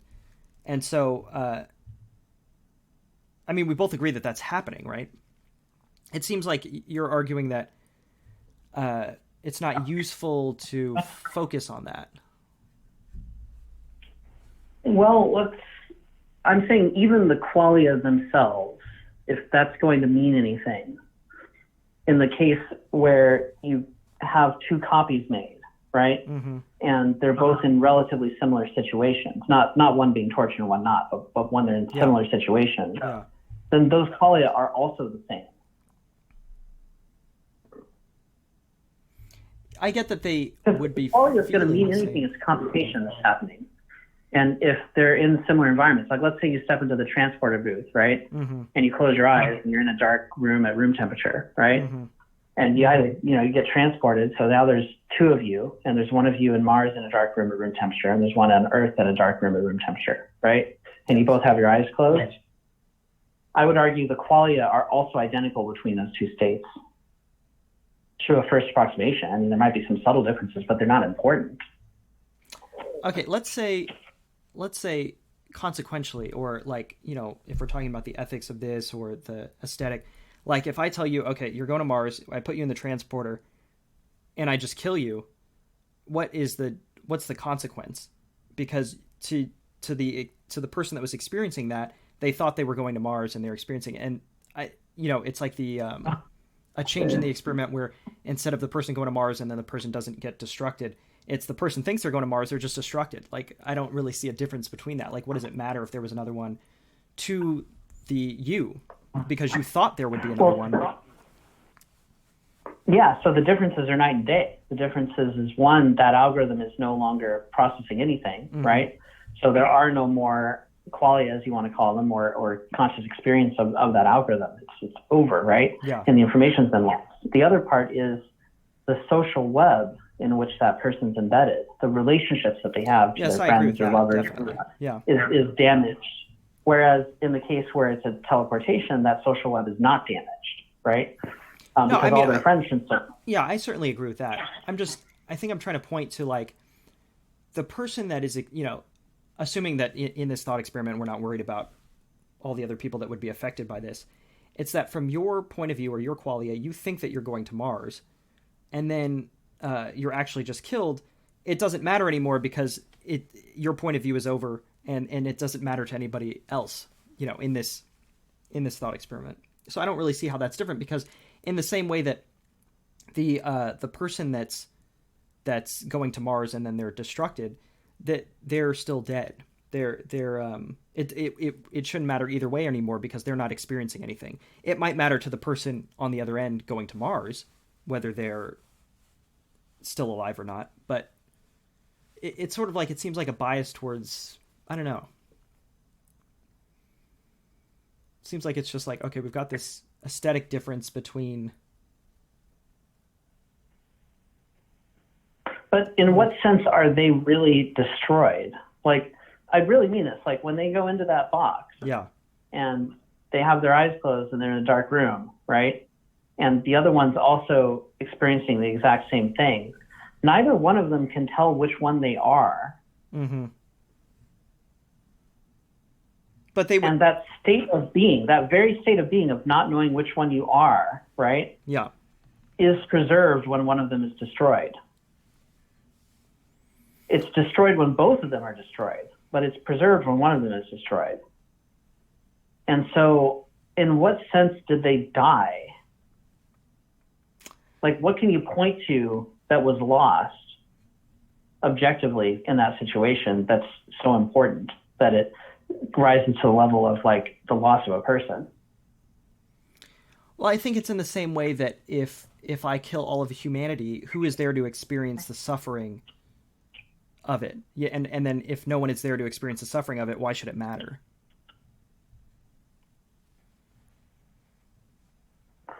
This isn't about that, though. This is one person, right? That's embedded in a social web. Like, I will buy that. I'll say that the value of people, or the significance of a person's death, like, very much is related to the social fabric they're embedded in. And you sort of get an almost like divide by zero problem if you remove all of the social fabric at once, right? Yeah. But that's not what we're talking about. We're talking about one single person, and the rest of the social fabric is still around them, right? And so, yeah, if you say that the value of a person is in some way dependent on the social relations that they have, right? Which I would argue is probably true, because, like, part of the reason why it's so bad when people die is it ravages that social network, right? Yeah. And you have all these frayed ends that are created by it. And yeah, there would be less frayed ends if there was no social network. But in that case, right, in the case of the person on the transporter, there is no damage to the social network. Like, every single person that cares about that person and wants to talk to that person can talk to them again, right? Again, it's like the case where if God reaches down and resurrects your grandmothers from the dust of the earth, right? You wouldn't say, oh, well, nothing good happened here. I still can't talk to my grandmother, right? You just made some insane dust. I agree that there's some good, and I agree that a copy could be good. But I don't know. I'm gonna have to spend some time. Before thinking about it. Yeah, go ahead. I'd love for you to think about it, but it's one of those things where the intuition is really hard to get around, because it feels like essentially, I can even explain where it comes from. It comes from thinking of your life in terms of stories, right? Like, in a story, right, the narrative spotlight of the story, the thing that makes someone be a hero, has all the properties of a soul, okay? What I mean by that is, like, before the hero is born in the story is still about that hero, right? So that spotlight still exists because there is a point of view. And then after the hero is born or introduced, the narrative spotlight sort of follows them in some metaphysical way, because whenever we have a point of view, it's normally shining on the hero, right? Mm-hmm. So where the hero goes is where the story goes. And then after the hero dies, the spotlight still is about the hero and continues on, right? So the narrative spotlight, as close I can figure, like, is equivalent to what most people think about what a soul is, right? Mm-hmm. It exists before you're born, it continues after you die, and it's metaphysically attached to you in some way while you're moving around, okay? In fact, I think that's where we get the intuition of the soul. It's an inevitable consequence of organizing our life in terms of narratives. And that's fine. Like, bookkeeping's great, okay? The narratives are perfect, okay? But one thing that stories have a really big problem dealing with is when you copy the hero, right?